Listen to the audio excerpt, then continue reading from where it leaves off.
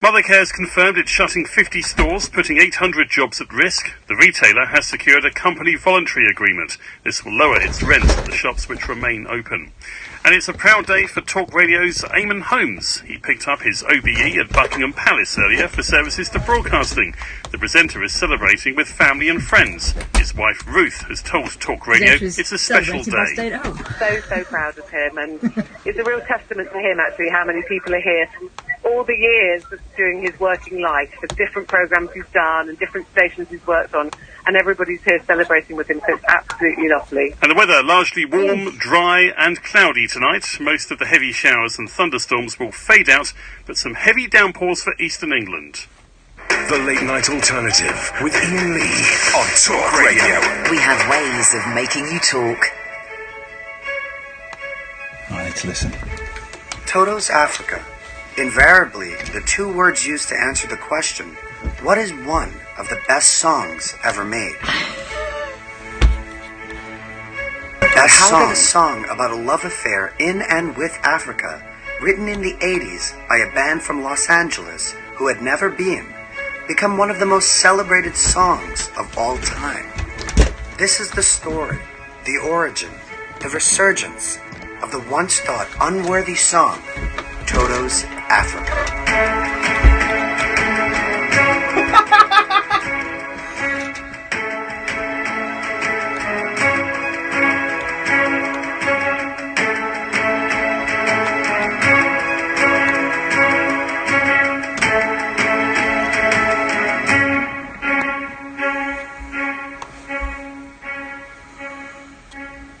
Before David Paich begins to compose Africa, he is first moved by what he is seeing on the television. Dreadful images of families and children living in horribly impoverished conditions air in UNICEF commercials, advocating charity and the need for help, not just in Africa, but all over the world. Millions of children in over 100 countries dream that somewhere they'll find the help they need to walk again or to keep from going blind.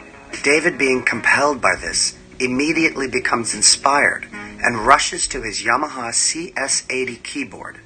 He says, I sat down and started playing, and the chorus just came out like magic. I remember after I'd sung I Bless the Rains Down in Africa, I just stopped and went, wait a minute, I might be a little talented, but I'm not that talented. God's using me for an instrument here. But wait, because David has more to add about his fascination with Africa than just UNICEF commercials. David's love affair with Africa started even further back. He continues, one of the reasons I was in a rock band was to see the world. As a kid, I'd always been fascinated by Africa.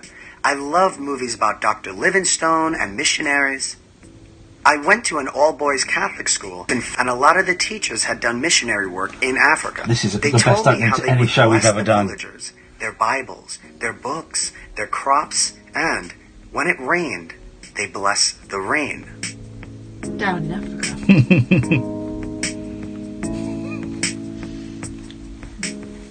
That's where the hook line, I bless the rains down in Africa, came from. They said loneliness and celibacy were the hardest things about life out there. Some of them never made it into the priesthood because they needed companionship. So I wrote about a person flying in to meet a lonely missionary. It's a romanticized love story about Africa, based on how I'd always imagined it. The descriptions of its beautiful landscape came from what I'd read in National Geographic.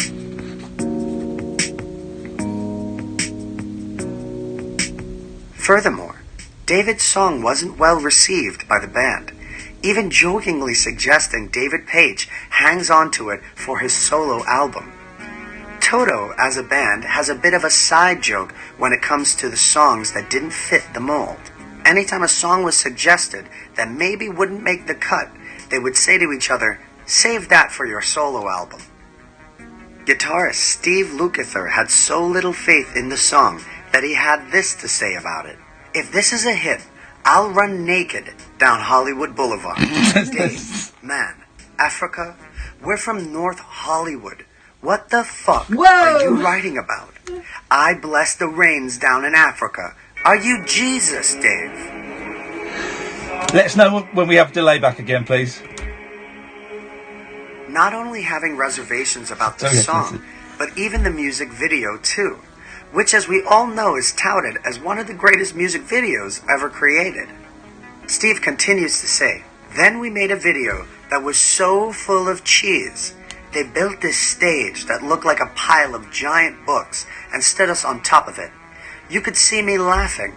I hated videos, and I hate the 80s for the mullet that I used to have, and the clothes they put us in to make us look androgynous. We are not that band. On the cover of the single, I have a look on my face that says, I'm gonna kill you. And now I have to sit here and eat my words because Africa has become a standard, and I'm very proud of David for it. For whatever reason, the band allowed for Africa to be on their next album, and it was a hit. Columbia Records calls the band to tell them they're playing the song in discos and clubs. Africa started as a small cult hit and began to climb the charts. The band recalls looking at each other in amazement. Africa was, and still is, unstoppable. Sadly, even though he lost the bet, guitarist Steve Lukather didn't run naked down Hollywood Boulevard as he said he would. And as for David, the songwriter who felt a mystical presence giving him the song, who was convinced it was worth something, who dreamed as a child of going to Africa, finally got to perform there. David says, we finally played Africa, performing in Cape Town and Johannesburg. I went on a safari through a game reserve. People had heard the song and asked, so when were you in Africa? I admitted I'd never been there till now. They said, but you describe it so beautifully. That just warms my heart.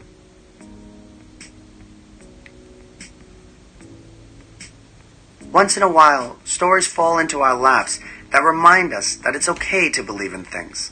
Have a little faith in yourself and challenge others on what can and can't happen in this world, even if it's just a song.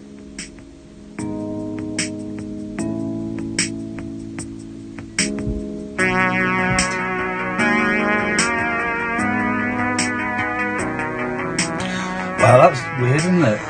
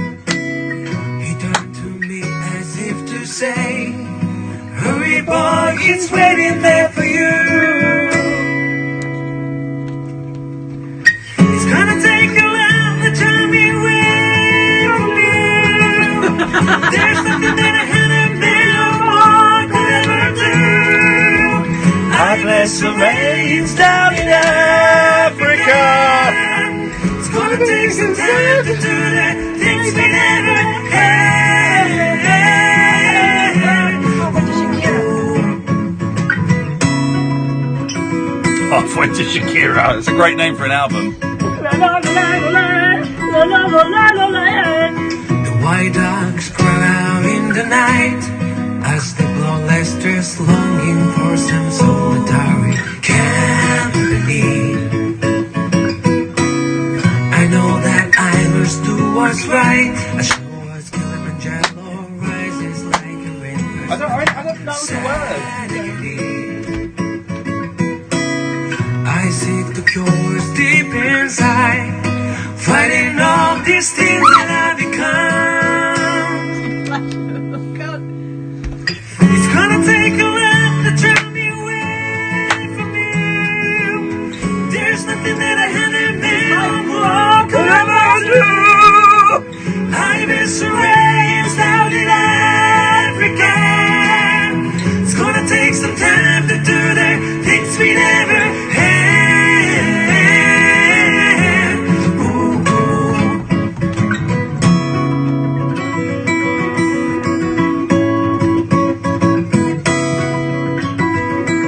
This is the kind of shit I'm going to do when I've got my house. They're an act, aren't they? Yeah. An overlay. But I'm going to... Because when I got home from the show, sometimes I'm still a bit wired. So they had to just walk in and just record some Oh my bollocks. god. Let me watch it first every time. hurry up, she's sitting there for you.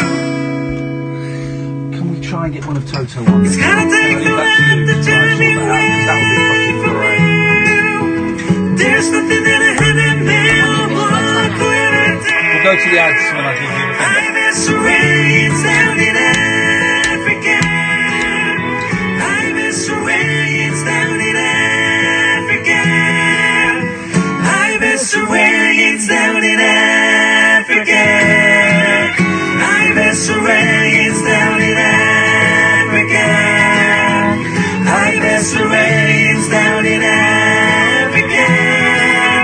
It's gonna take some time to do the things we never had.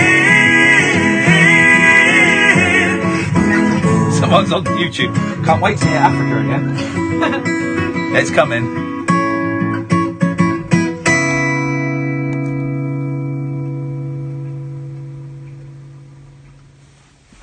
Talk Radio. Digital debate. It's the best start to the show ever. We'll get you talking. I wasn't sure if that documentary was going to be straight or a piss Almost take. here. Red Driving School wants you.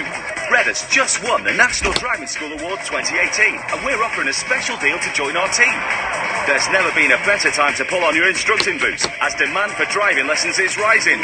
Instructor earnings are increasing. It's an open goal. Imagine first-rate training and support through to full qualification. Then work the hours you want, when you want. Come on, there's room on the Red team sheet for you. For details, visit reddrivingschool.com. At DFS, sofas are handmade to order in your choice of colour. And now spring collection sofas are up to half price. But be quick, selected sofas end Monday. DFS.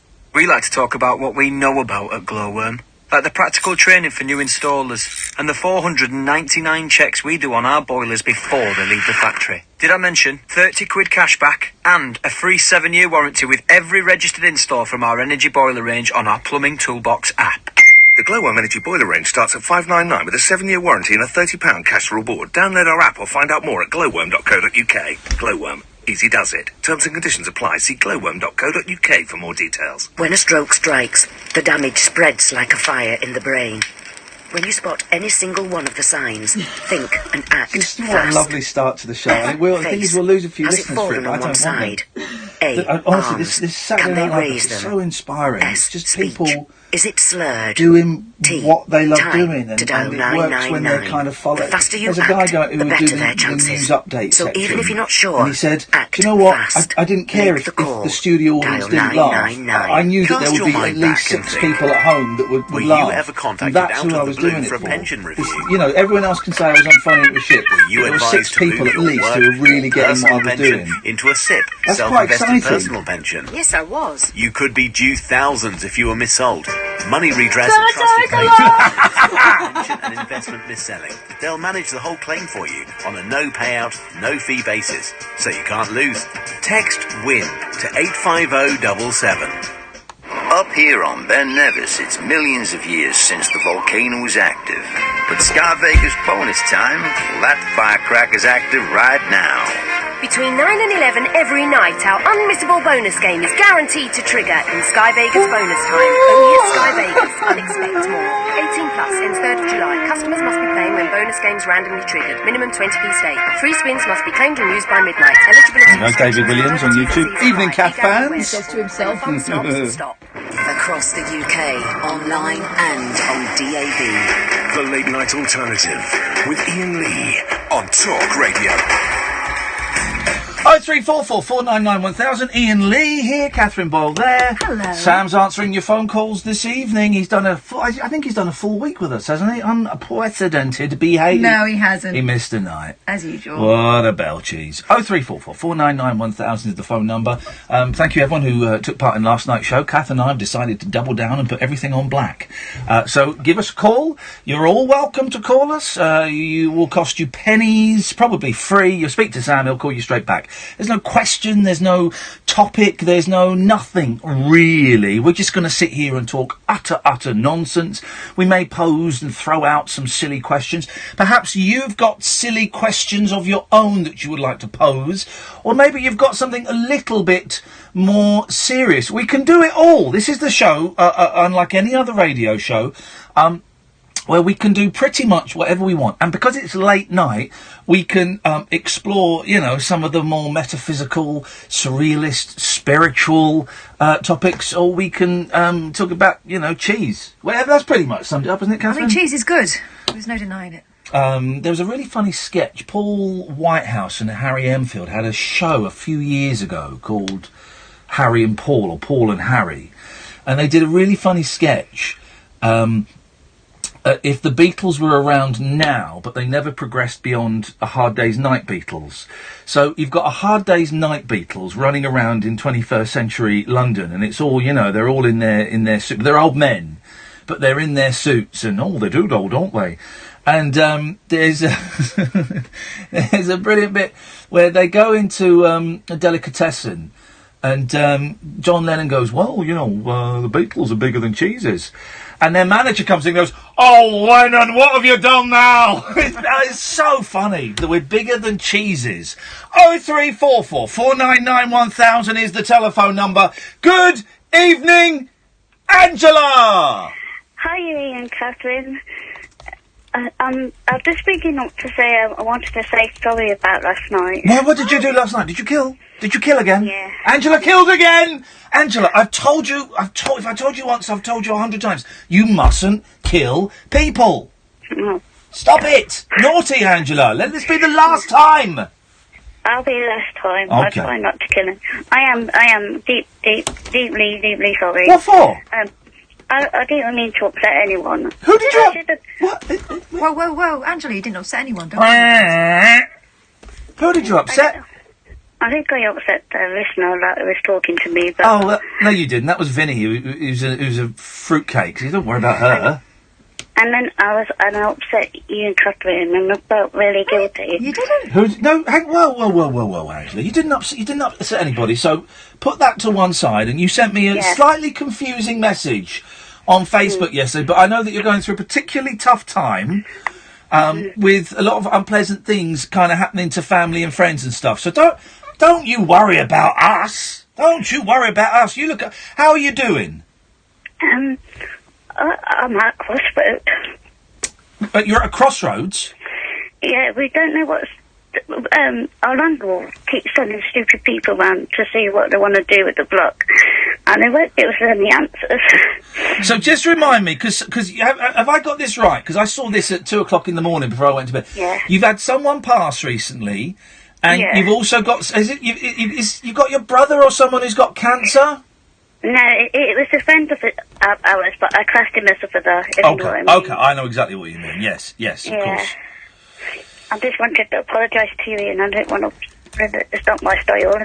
Well, listen, you have got absolutely nothing to apologise for at all, Angela. You are... Shh, come here. You're one of my favourite callers, but don't tell anybody I said that, all right? Don't tell nobody I said that. Yeah, and the issue we got with the landlord. Yes. I'll have to get onto my MP about it, won't I? The landlord sent the National Grid around a couple of weeks ago. Well, the whole National Grid? Shouldn't they send a letter? Shouldn't the landlord send the letters first to say, well, if everyone stays in, we need to chat with you? I don't know, because I'm living in rented accommodation for the first time in... for the first time in 15 years, and I don't know what the rules are. So people just walk into my Well, bed. they're not allowed to just walk in. Are They're they supposed not? to give you notice. Well, But you could be in the nuddy. well, I was asleep. Bloke woke me up when he walked in, and he went, "I gone to your roof." I went, "Yeah, sure, whatever," and I went back to sleep. I didn't. I pretended to be asleep. I wasn't going to get up as he wandered through my bedroom. Well, yes, I think they have to send a letter to or a phone call to arrange a time and a time and a place and a date. Yeah. Yeah. Because I spent, because they keep this block so old, they don't know whether they're going to go, blow it up or, Blow it up? Yeah. Well, blow what up? Your house? The block, the flats we live in, because they're so old, they were... Well, they would definitely... I don't know much about tenancy agreements and rights, but I'm pretty sure, and I'll go to Catherine in a minute because she's perhaps more of an expert. If they were going to blow up the block you live in, I'm pretty sure they'd have to give you a week's notice. Catherine, would I be right to say that? I think more than a week's notice officially, yeah. Okay, yeah, you need 8 or 9 days' notice that they were going to blow it up. They wouldn't do it with you in. It's unlikely. What have I got? A bit of snot? Bogue. We got a bogey? Mm-hmm. Hang on, hang on a minute. Is it gone? Clear.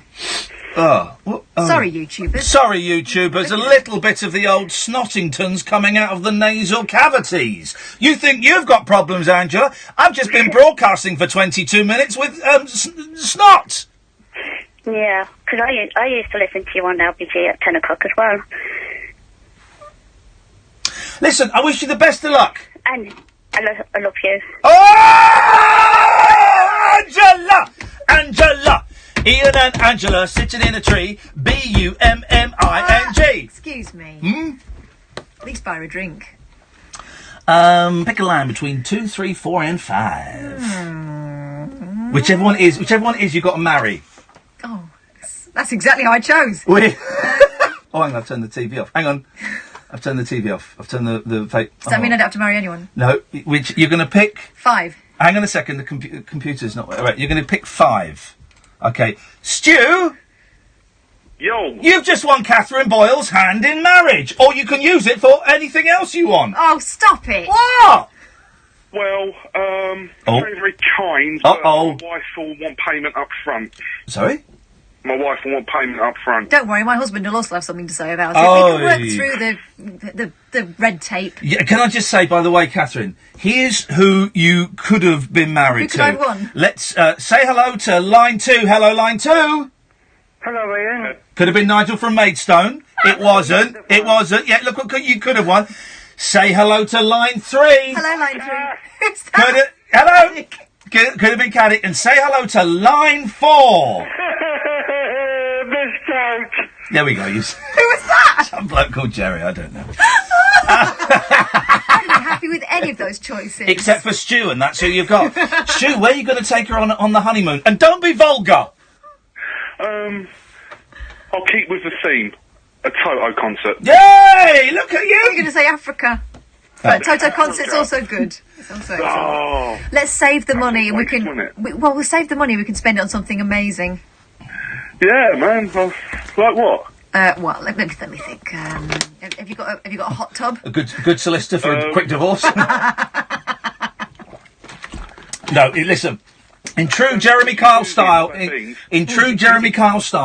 I'm going to marry him. All right, that's right. Anyway, Stu, you're live on Talk Radio, broadcasting to about a few thousand people.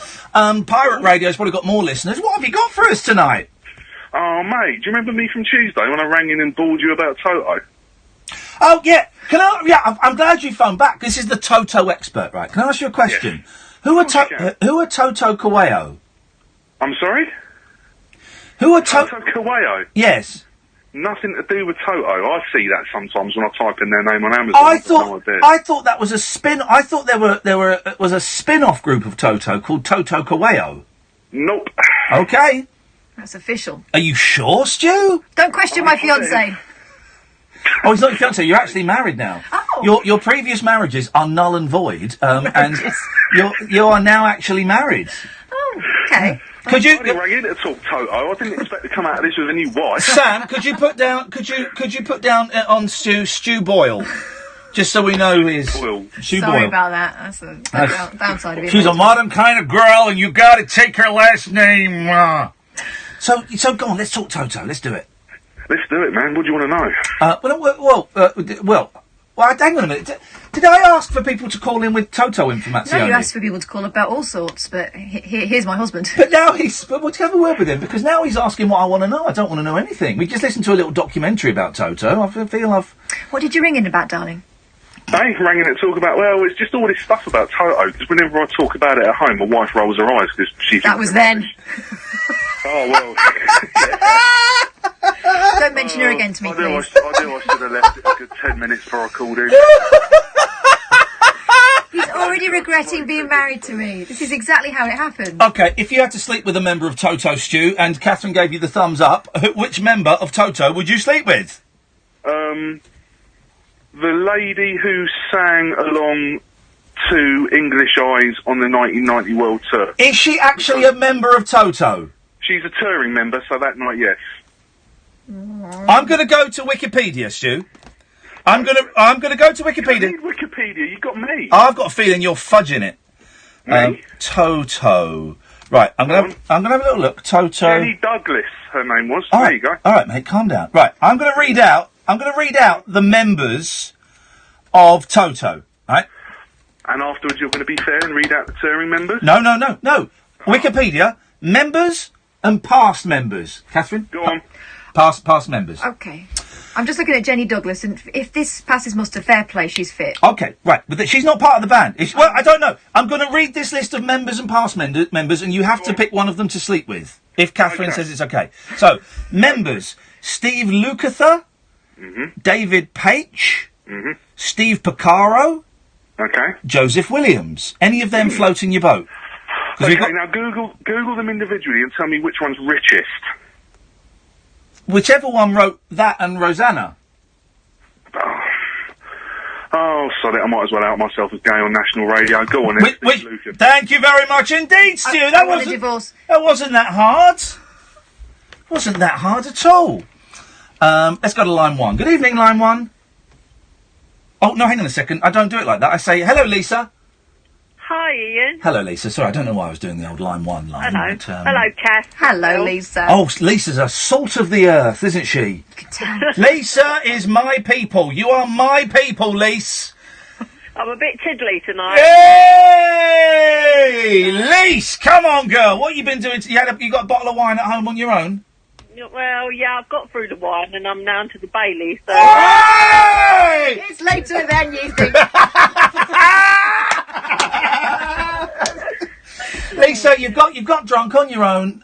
Some people might think that's sad. We think that that's our listenership. You've called in. We love you. What have you got for us tonight? I just wondered if you'd ever gone to a concert and felt really old. That's a brilliant question. Well, can I answer it for you? Go on. Ian only goes to see old men, so he's usually the youngest one in there. It's true. Quite often, even as I approach 45, because I go and see like the Beach Boys and the Monkees and stuff like that, I am one of the youngest people there. It's incredible. I tell you one. Catherine, you have a think as well. But I tell you one, and it was the first day of filming for the 11 o'clock show. I remember because I went in the grey suit that I used to wear, right?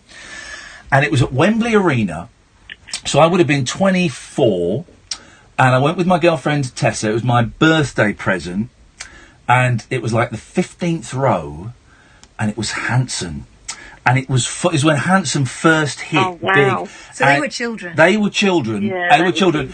and it was, and I'd never been to like a screaming current pop concert that was full of, it was Wembley Arena, it was full of 8, 9, 10, 11-year-old girls screaming, and there's me and my girl, I'm towering above them, and I was getting excited, Lisa, I was screaming, oh my God! I loved it! Why, have you been to one, Lisa? Oh, yeah. I went to see McFly a couple of years ago. Well done. Oh, good for you. I felt very old.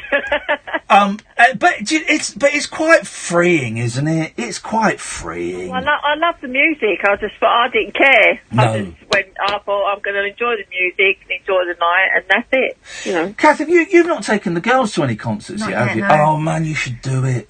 Whistles and everything. Oh, it's great. There will come a time. I think at the moment they're just getting into the time when they're into bands. Yeah. They've not asked for it.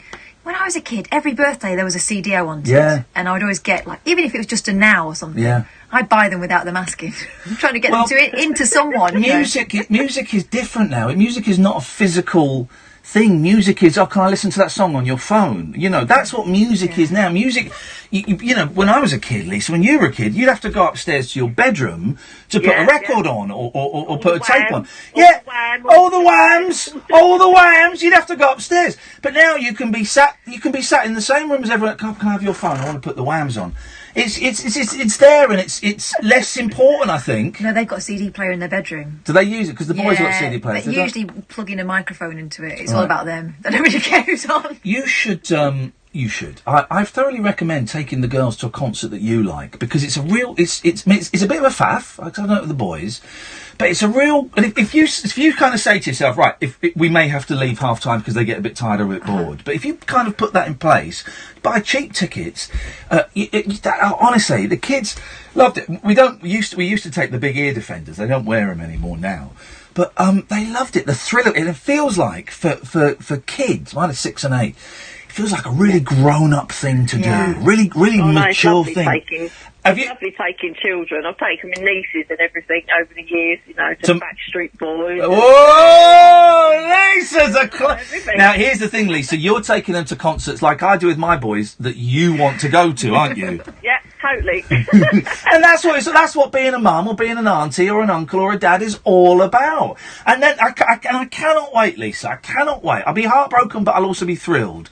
For the first time, the boys suggest the band that they want to see, and when I say, "Oh, great, I'll get a ticket for myself, shall I?" Can you wait for us outside? I can't wait. No. Can't. It'll be heartbreaking. It'll be weird. We're a few years off it yet. But when they say, "Actually, Dad, could you just take us there and meet us afterwards?" I remember my dad, when I was about 15, took me and about 4 or 5 friends. We hired a minibus, and my dad drove us all to Wembley to see Crowded House. Oh. Right? And he sat outside in the minibus and read his book, and I thought that was the nicest, kindest thing he'd ever done. Yeah. It was wonderful. Good old Dad. Lisa, thank you for that. That's a great way to kick off the show. We'll see if we can get some more calls on that. All right, thank you. Thank you very much. Ta-ta. If you're home alone, drunk, on a bottle of wine and a bottle of Baileys, give us a call. She was good. It was great, but it's made me think I haven't been to see any young people's bands ever. Handsome. I've always been into dad bands. Yeah. I've always been into dad bands. I mean, I saw some indie band. I mean, the Man from Del Monte, an indie band. We used to go to that when I was 16. Pop, like, kind of, no. I think my girls would like to see, oh, no, Beyond. Little Mix. Yeah, They'd love that. Take them. See when they play. Beyonce I've been to, actually. I've been to a few Beyonce concerts. Jennifer Lopez, but she's not really kiddies. I went to Take That. Everyone's about my age. Bands you've been to when you felt really old? 03444991000. This is the Late Night Alternative on Talk Radio. Yasmin Khan on Talk Radio. Tomorrow from 1 with me, Yasmin Khan, Where? the 1980s most glamorous telly-cop, Glynis Barber, a.k.a. Makepeace of Dempsey and Makepeace, joins me to talk about becoming a diet guru. And when is cheating in a relationship not cheating? We'll hear about micro-cheating from a micro-cheater. Yasmin Khan. Tomorrow afternoon from 1. On Talk Radio. Late night conversation worth losing sleep over. The Late Night Alternative with Iain Lee on Talk Radio. We have ways of making you talk. 03444991000 is the telephone number. Oh look, someone's having a go at Nick Abbott on Twitter and CCing me. Oh no. Good evening, Graham. Hello, Ian. Hello, Graham. Hi, Graham. Let's get Nigel back if we can, I've just please. been attacked by a bat. Let me just go back into the kitchen. Are you sure it was a bat and not a vampire in disguise? It was indeed a bat. Anyway. Where are you calling us from? A Scooby-Doo cartoon? Yeah. I took my boys to a sex shop today. What? And What's that got to do with Scooby-Doo? well, because we bought the computer exchange, CEX. It's pronounced sex, and it's pronounced sex. And I saw up there. We buy some cheap games, and I saw on the back, brilliant box set in the shape of the Mystery Machine, Scooby-Doo, 20 quid. I went, ooh, let's have a look at that. Let's have a look at that, Sunshine. We got it, and the boy got about. He had about 3 out of 10 DVD. I went, go on, we'll have that. 20 quid, Scooby-Doo box set. Yes. That's what I'm talking about. You know how to live. Oh, hey, this thing. We went to see the new, and I'm going to write down the name of a character, Catherine. And I want you to say this character's name. Very famous character in popular culture. Who's that, please? Han Solo. Incorrect. Han Solo. Thank you very much indeed. Han Solo. Han Solo. Everybody, say it with me. Han Solo. Han Solo. Han Solo. Alan, say it with us, Alan. Han Solo. Han Solo. Jerry, say it with us. Han Solo. Sam, say it with us. Come on. Han Solo. Catherine, Han Solo. Hi, George. I think they've got it. Yep, so that's how you got to pronounce it. We took the boys to see that. It was an alright film. Not great. Not one of the great ones. But it's for kids, right? Well, it is for kids, but there's a little bit too much romance in it. Kissing. There's a lot of kind of travelling from point A to point B. But it's good. It's a good film. It's not great. It's not as good as the Rebel Force One, Pilot One, Air Force Down. What's it called? We Three Kings. Rogue One. That's it. It's not as good as that. But it's like an evening with my dad. Oh, I know. Tell me about it. Hey, an evening with your dad. Is he selling tickets? That sounds like that sounds great. But it was good. We enjoyed it. It was a lot of fun. We enjoyed it. Everyone says that Donald Glover steals the film. He doesn't. The bloke playing Han Solo steals the film. Han Solo. No, I tell you who steals it. Woody Harrelson steals it from Cheers. I don't like Woody Harrelson. Why? Because he looks like a thumb? He looks like he needs a wash. Yeah. That well, okay. Like There's a phone in. There's a phone in. Celebs who need a wash. Him, Johnny Depp, and Liam Gallagher. Yeah, and at times, do you remember when Brad Pitt was a bit scruffy as well? Yeah. Yeah. It was the 90s. Yeah. It was, without giving any spoilers, that was Brad Pitt in Deadpool, wasn't it? Oh, yeah, it was. Okay, right, no spoilers. Did you pick up on that? Didn't they superimpose his face? It wasn't actually him, was it? Yeah. No, it was him. Yeah. Ryan Reynolds. Han Solo. Yeah, it was him. It was him. But I thought it was great because of that. But it was quite a good film. And then we went to. Here's the thing, Graham. I don't know if you've been listening. Have you been listening all this week? Oh yeah. What's the name of the cinema that's reduced its tickets? View. Yeah, he's been listening. All right, you can say. Were you listening, Ian? So I went to the View. I went to the View Cinema in Maidenhead, right? And we went to the ticket machine, and it said, "Do you want to get premiere tickets?" And I went, "Yeah, flip it. I'll get premiere tickets because they're like £5." Flip it. Wow, you're so they're wrong. £5.80. So I got 3 premiere seat tickets, right? Ooh, and it came up as like 36 quid or something. I went, what? Flipping it. I was about to go and complain, and I turned around. Of course, there isn't a View Cinema in Maidenhead. It's an Odeon. So the View was in Staines. I'd driven to the wrong town. But then as we came out, we went through the shopping centre, and there was this like, oh, this is great, right? Because shopping centres and high streets are dying. There's loads of shops closed down, right?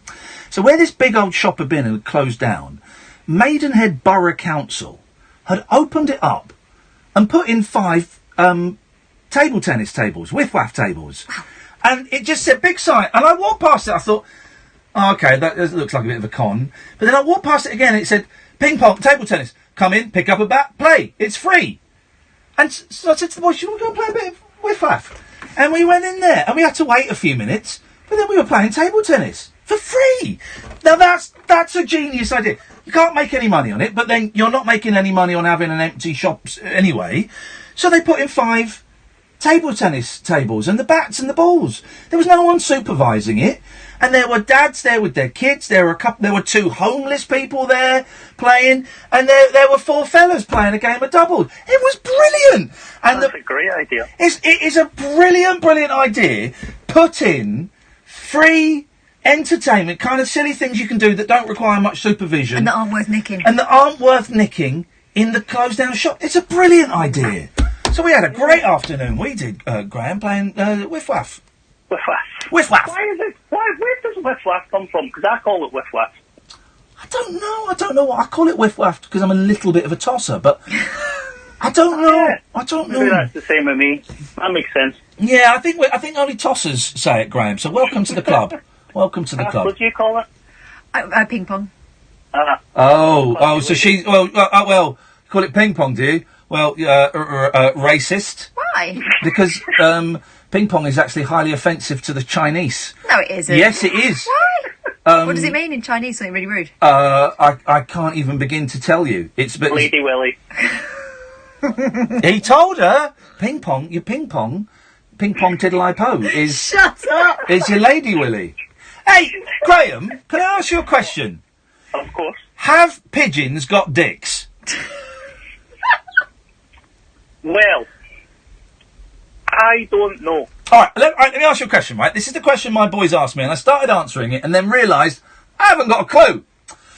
How do pigeons make... Please don't show me a picture of a pigeon's willy, if that's what you're going to show me. I thought that's what you wanted to see. They say, how do birds make eggs that make babies? What do you think they use? They're not just giving each other backies. No, all right. Well, I have never seen a pigeon flying around with a big cock and balls. I've never seen it. You look at a pigeon, you see their manky feet that have got bits missing, but you don't see their John Thomas flapping about, do you? But they have to tuck it under like a plane's wheels. What, Graham? How would you? It's their landing gear. How would you, Graham? How would you answer that question then? I would say they rub up against each other and magic happens. There we go. What did you call in for, Graham, you terrible human being? Well, first thing is that the same shirt as you had on TVM this morning? Well, first of all, it's called Good Morning Britain, so up yours. And secondly, that's the one. Secondly, yes. Of course it is. He's such a scruff bag. I'm not a scruff bag. It's the same day. It's the same day. It's the nice bit of chest that you're showing there, Iain. It's the same chest from this morning. For those who don't know, I was on Good Morning Britain this morning, and I was doing it from. It was a real thrill, actually. I was doing it from Britain's Got Talent, a show that I've never watched until this week. Never watched it because I don't like those audition shows, but I've been really enjoying it. And I got to meet the soldiers from the war, the girl singers from the war. I got to meet the wind your body round and slam it all. I got to meet him. I got to meet Tim, who was singing with his son Jack, and I got to meet a few other people. It was really nice. But here's the thing I've noticed whilst watching it is Simon Cowell sits there holding a fan that looks like a phone and has his shirt unbuttoned to his navel. So, for a laugh, I did 4 hits, right, 4 appearances, and each time the shirt got a little bit more unbuttoned. And I was waving my phone around my face. And the Fawawi, Graham, the Fawawi, on Twitter, I was called a pervert, I was told I was scruffy, I was told I was disrespectful, I was told that I shouldn't be allowed on TV. You were told they could see your nipples. I was called a C, and but this is how thick, right, people are. Why is Iain Lee's shirt not done up? And then there's a story. Remember, it's dangerously open. This is What's dangerous about it? This is the thing, right? This is the thing. Here we go. In the Mirror Online, Iain Lee flashes his torso with dangerously open shirt in bizarre outfit choice on Good Morning Britain. The presenter showed off his bare chest in a saucy shirt. It's a shirt from Marks and Spencer's. Whoa! Filth peddlers. During an 8 a.m. segment on the show, presenter Iain Lee showed off his chest and a bit of stomach as he got it all out in a dangerously low-cut shirt on Good Morning Britain. Low cut. Oh, Buttons, mate. No, That's the secret. No, I can't see the rest of this. Anyway. It's like it was slashed to the waist. It's outrageous! And I'm thinking, because I wasn't going to do it, because I thought, I was thinking, how can I liven this up a bit and make it a bit me? I can unbutton the shirt. Oh no, that's a bit obvious.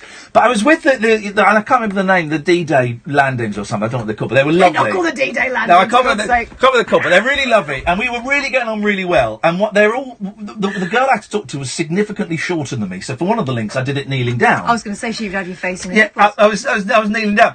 But I said to them, what is it with Simon Cowell not doing his shirt up? Do you think maybe I should do the link with the shirt open? And they kind of egged me on. So the joke was obvious, but no one got it, Graham. I've been branded a pervert. I'm worse than Rolf Harris now because of that. It was hilarious. It was so funny. It was as if your nipple was going to suddenly jump out and poke somebody's eye out, or the chess player was going to start strangling. I think it was dangerous, Graham. I think it was dangerous because it was just so horny. But also these women, these wonderful women, right? They're all in their sort of 20s. They're young women, and they were dressed up in army uniforms, and they sing songs from like Vera Lynn and stuff like that. And they're great, really, really good act actually. Yeah. And so and they're obviously in their 20s. So first question to them, so what did you do in the war? Right? And they said, well, no, we weren't in the war. I said, oh, right, sorry, no, okay. All right, obviously a joke. Some bloke tweeted, Iain Lee just asked them if they were in the war. This guy can't even do maths. They wouldn't have been born in World War II. Oh, he wins £5. He wins £5 for a book token. It's incredible, Graham. These are the idiots I'm broadcasting to. Stupid. There should be some kind of IQ test before you can log on to Twitter. Yes. Can you imagine how nice Twitter would be? Oh, be bliss, wouldn't it? Man, wouldn't it? So, yes. One more thing. Yes. I had a dream, right? Yeah. You're going to like this. Oh. So, it's a new TV show for you. Okay. So, picture this. You go to people's houses. Yes. You have a lovely co-host with you. Yeah. She's got lovely, lovely blonde hair, very beautiful, beautiful. It's Andrea Turner. You go into people's houses and you look at the house and you tell them how to make their house beautiful, how to wash their windows. What do you think? This is Ian. Yeah. Ian, are you going to break it to him? No, what would you call it, Graham? Iain Lee and Anthea clean houses. Thanks very much for calling. What a weirdo. Clean houses. Iain Lee and Anthea Turner go to people's houses and tell them how to clean their windows. You're like the new Kim and Aggie. Alan, Jerry, Carlo, John, stay there, come to the bit. This is Talk Radio. What a show! Online and on DAB. What a show! Talk Radio. For those It was really funny. We salute you. Brighten up your mornings and take a brilliant break with Mike Graham on Talk Radio with the Sun Han Holiday Show. Solo. Great Han value Solo. breaks. That was all funny, year man. round. Listen to Talk Han Radio Solo. every weekday Everybody morning join from in. 10 for 3 hours packed full of fabulous features, great value guests, and quick-fire calls on all of the day's top talking points. Don't miss Mike Graham every weekday morning from 10 on Han Talk Radio Solo. with the Sun Holiday Shop. Great value breaks all year round. Go to thesun.co.uk/holiday shop. Okay, children, settle down. Thank better. you for bringing your Start pet to to Bring your pet to school day. Megan, who is this delightful little ball of fur? It's Treacle, my guinea pig, miss. Adorable. And Alfie, who's this? Ronaldo, my rabbit. What a darling. And what's in the wooden crate, Poppy? Fluffy. That's a very strong lock. This way, children. With a Land Rover Discovery, adventure can take you, well, anywhere. Never stop discovering. Search Land Rover Discovery. Land Rover, above and beyond. 1, 2, I'm 1, just 2. emailed Dan to see if we can Music's come on. always best when it's live. Same as Sky Vegas bonus time. And that baby's live right now. Yeah. Between 9 and 11 every night, our unmissable bonus game is guaranteed to trigger in Sky Vegas bonus time. Only at Sky Vegas. Unexpect more. 18 plus, ends 3rd of July. Customers must be playing when bonus games randomly triggered. Minimum 20p stake. Free spins must be claimed and used by midnight. Eligibility restrictions and further T's and C's apply. BeGambleAware.org. When the fun stops, stop. Whoa, what's with the massive spotlight? It's your local Dulux Decorator Centre, centering on you. On me? On you and all our customers. See everything we do, from online ordering 24/7 to rewarding you with nectar points is centred on you. Blinding, eh? Blinding? I need my shades from the fair. From time-saving online ordering to nectar points with every purchase, you'll be happy talking to Dulux Decorator Centre. Find out more at duluxdecoratorcentre.co.uk or your local store. Dulux Decorator Centre, centred on you. So what do you fancy for lunch? McDonald's? Great Taste of America's back with a Tex-Mex stack. What's that then? Legend has it, there are Dangerously. 2 beef burgers. Oh, yeah? Spicy sauce, dangerously crispy open. What's the nachos, text gonna oh, fall the out? hot and Women spicy have bun. dangerously What do you say, open amigo? shows. The chance of a Great female Taste of voice. America is back at Funny. McDonald's. It was really Dole out for funny the chicken today. This goes out of the studio. The studio there is really the new one at TDC. Is around until 12th of June. very cold. I don't mean the Available from temperature. 10:30 a.m. Yeah, there was a little bit more of a buzz at the London studios, but it's really kind of tip-top. It's just weird vibe. You can't, it's not conducive to looking around. Join me this Sunday night from 10 for a trip into Massive. It's much bigger than the other ones. Orange Twist the Lid on talkRADIO's specimen jar of the psychic, the supernatural, the simply unexplained. The Unexplained with Howard Hughes. Sunday night from 10, Earth time on Talk Radio. It's electric, it's eclectic, it's always rule-free. It's the late-night alternative with that man, Iain Lee. On Talk Radio. Let's go to Jerry. Good evening, Jerry. Hello. Hello, Jerry. Sorry, missed out on Kath. Gutted. No, really, I'm more trouble than I'm worth. No, you're not. You're the best. She's not the best, mate. She's not the best. She is. She's In not. my opinion. Your opinion counts for nothing, mate. She's not. Sorry about last night. I cut myself up. I didn't cut myself up. That's a secrecy button. Oh, this was yesterday. You are the best, Catherine. It's too late now. No, I'm just saying that because I felt bad. I don't actually. I don't mean it. I don't mean it. I don't mean it. Kath said she was going to buy us posh pizzas tonight, Jerry, Yeah. and she bought us cheap pizzas. Turns out. And it's given me rotten guts. So So it's karma who's getting me back. It's not that much karma in my stomach or my pants. No, but I mean the pizza again out of your Jackson. I've had 2 meals today, and I had them, both of them. Did you? What did you have? Fish and chips, because it's Friday. Always get freaking fish and chips. Yeah. There's the fish ever seen the water. It's like, across the warehouse floor. And just tangled up in there. Had some cake at tea time. And bouillon in there. I think you could put a fish. You could put a fish in a remote control fish tank, couldn't you, and drive it around? What, a dead fish? No, a live fish, so that it could see the world. Oh, I get you now. A bit. Headlights. Where would you put the headlights? I'd put it in headlights. Probably off the phone, you. But watch your headlights. Watch your fish lights and watch your headlights and you go, a fish tank in your headlights. Mate, don't get angry just because I've come up with an invention that's better than anything you've done. I'm going to show you a picture that's going to blow your mind, right? And I'll show you on YouTube in a second, right? Okay, it is the biggest goldfish you've ever seen, right? It's a potentially record-breaking goldfish. You ready? Yes. Ready, Catherine? Go on. I'll show it to you in a second, YouTubers. There you go. Wow! You ready, YouTubers? Are you ready, YouTubers? Here you go. There it is. A record-breaking goldfish. That's not goldfish, that's something dipped in paint. Lawrence Clark hooked the 8 pounds, 5-inch goldfish at a fish farm in Newdigate in Surrey. It's 14 inches long. His catch, a type of goldfish, must be verified by the British Record Fish Committee. So there you go, that's it. There you It's go. a big one, Jerry, you just have to believe us. It's a big old goldfish. Yeah, I think it was, it's Caddick on the line. No, yeah, he is actually. I think Caddick country the other day when we were on race. Yeah. Caddick, have you seen this big goldfish? Well, yeah, I can't believe the headline. Return to A&E at 41%. Hey? What? What? Hello? Return to A&E at 41%. It's on the same page as a big fish. You better check. Hey, he's right! Return to A&E up 41%. NHS Brits are still sick. Well, thanks for that, Alan. It's in Wolverhampton when Wolverhampton races didn't see. Yeah? You're looking out for him. Were you at the Wolverhampton races, Caddick? No, not Wolverhampton. That's why you didn't see him, Jerry. No, one place was... But that's mind you, that's by mistake. Oh, was that Aintree? Aintree.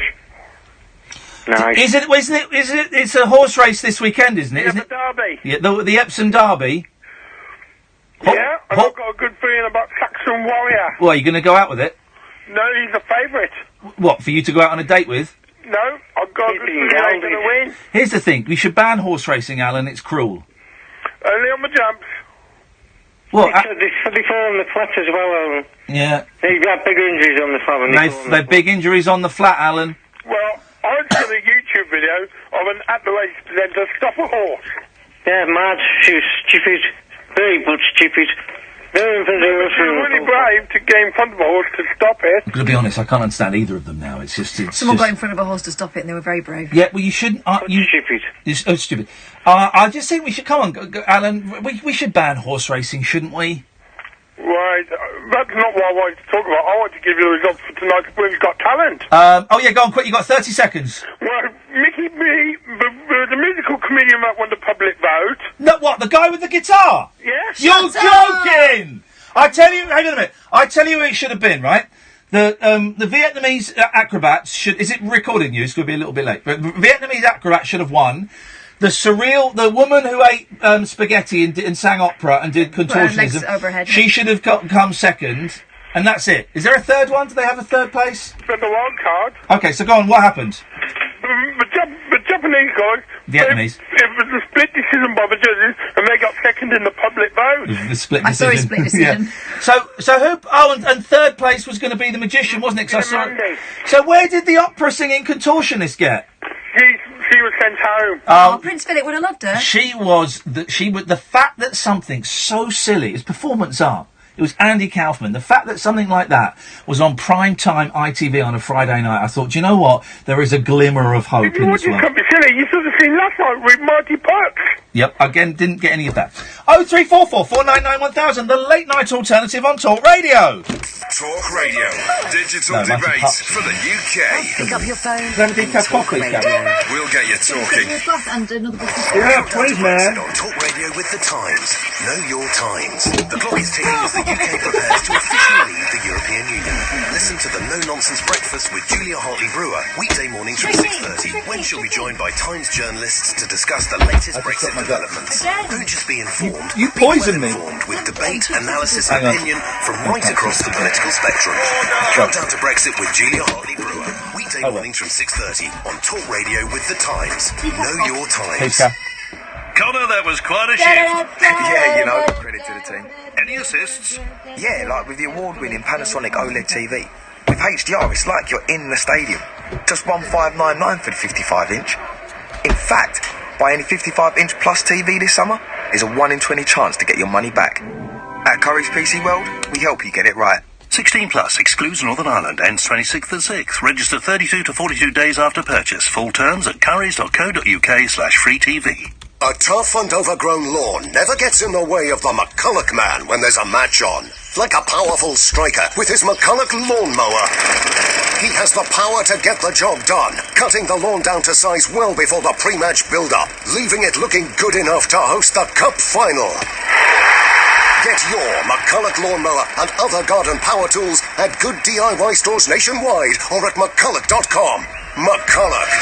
Hello, matey. No, I know. Been living since millions of years. I'm not really going for it. Was active. But Sky Vegas bonus time, that firecracker's active right now.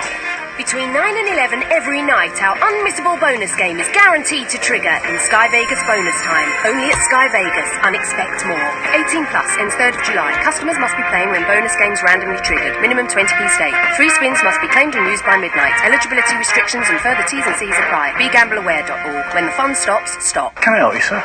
She's my lucky club. 2-year love affair. She could drive that ball down a fairway like it's been kissed by an angel. She's worth £104 double value trading, sir. Deal? With American Golf's double value trade-in, bring us your old clubs like the TaylorMade M2 driver and get an extra £52 when compared to the PGA's price guide. And for a limited time only, you can trade in any club for any club. Don't miss the double value trade-in, only at American Golf. Visit americangolf.co.uk to find your nearest store. T's and C's apply. Across the UK, online and on DAB. Talk Radio, on the hour news headlines. Good evening, I'm Simon Morgan. The US President says he'll meet the North Korean leader in Singapore later this month. He called off the summit, saying Kim Jong-un needed to show he was committed to getting rid of his nuclear weapons. Donald Trump's announcement follows a meeting with a senior North Korean official who delivered a letter from the country's leader. Mr. Trump says it began a 2-hour conversation. We talked about a lot of things, we really did, but the big deal will be on June 12th, and it's a process. We're not going to go in and sign something on June 12th, and we never will. And I told him, take your time. We can go fast, we can go slowly. Meanwhile, Mr. Trump's facing criticism over US tariffs on imports of steel and aluminium from Europe, Canada and Mexico. The EU's issued a list of American goods it's now targeting with levies. A 20-year-old woman's died after a car ploughed into a group of people in Greater Manchester. 6 other people were injured in Trafford Park last night. 2 men in their 20s have been arrested. 2 police officers are in a serious condition in hospital after they were allegedly stabbed during a call-out. Laura Sayer and Kenny Mackenzie were injured at a house in Inverclyde this morning. US scientists say a new blood test could detect 10 types of cancer years before a person becomes ill. Researchers in Ohio say the test identified DNA markers for the disease. In trials, the detection rate was between 70 and 90%. Annie Jones wishes it had been around for her mum, who died of pancreatic cancer. For there to be a simple blood test that you can just get, one morning going to the doctors, that could tell you in the future you could technically get this disease is groundbreaking. It's amazing. And hopefully it will be there, for me, for my brother. And Visa says services are operating close to normal after an issue which left customers unable to make card payments across the UK and Europe. It's blamed a hardware failure, ruling out a hack. And Saturday's weather, dry with sunshine for much of Wales and southwest England. Sunshine and thundery showers expected across Scotland, Northern Ireland and some eastern parts of England. The Late Night Alternative with Iain Lee on Talk Radio. We have ways of making you talk.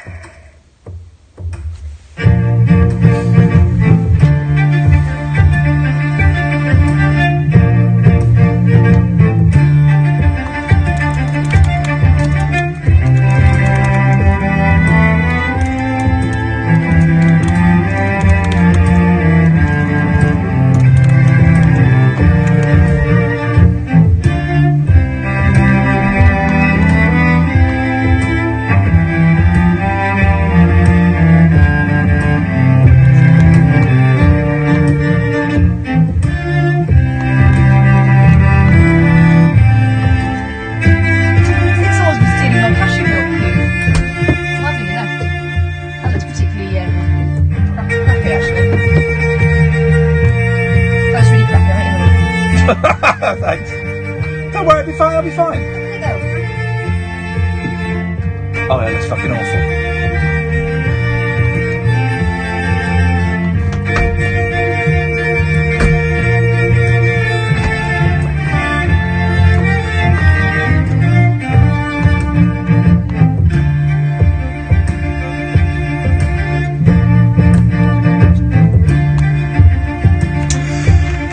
It's one guy who's filmed it on six cellos.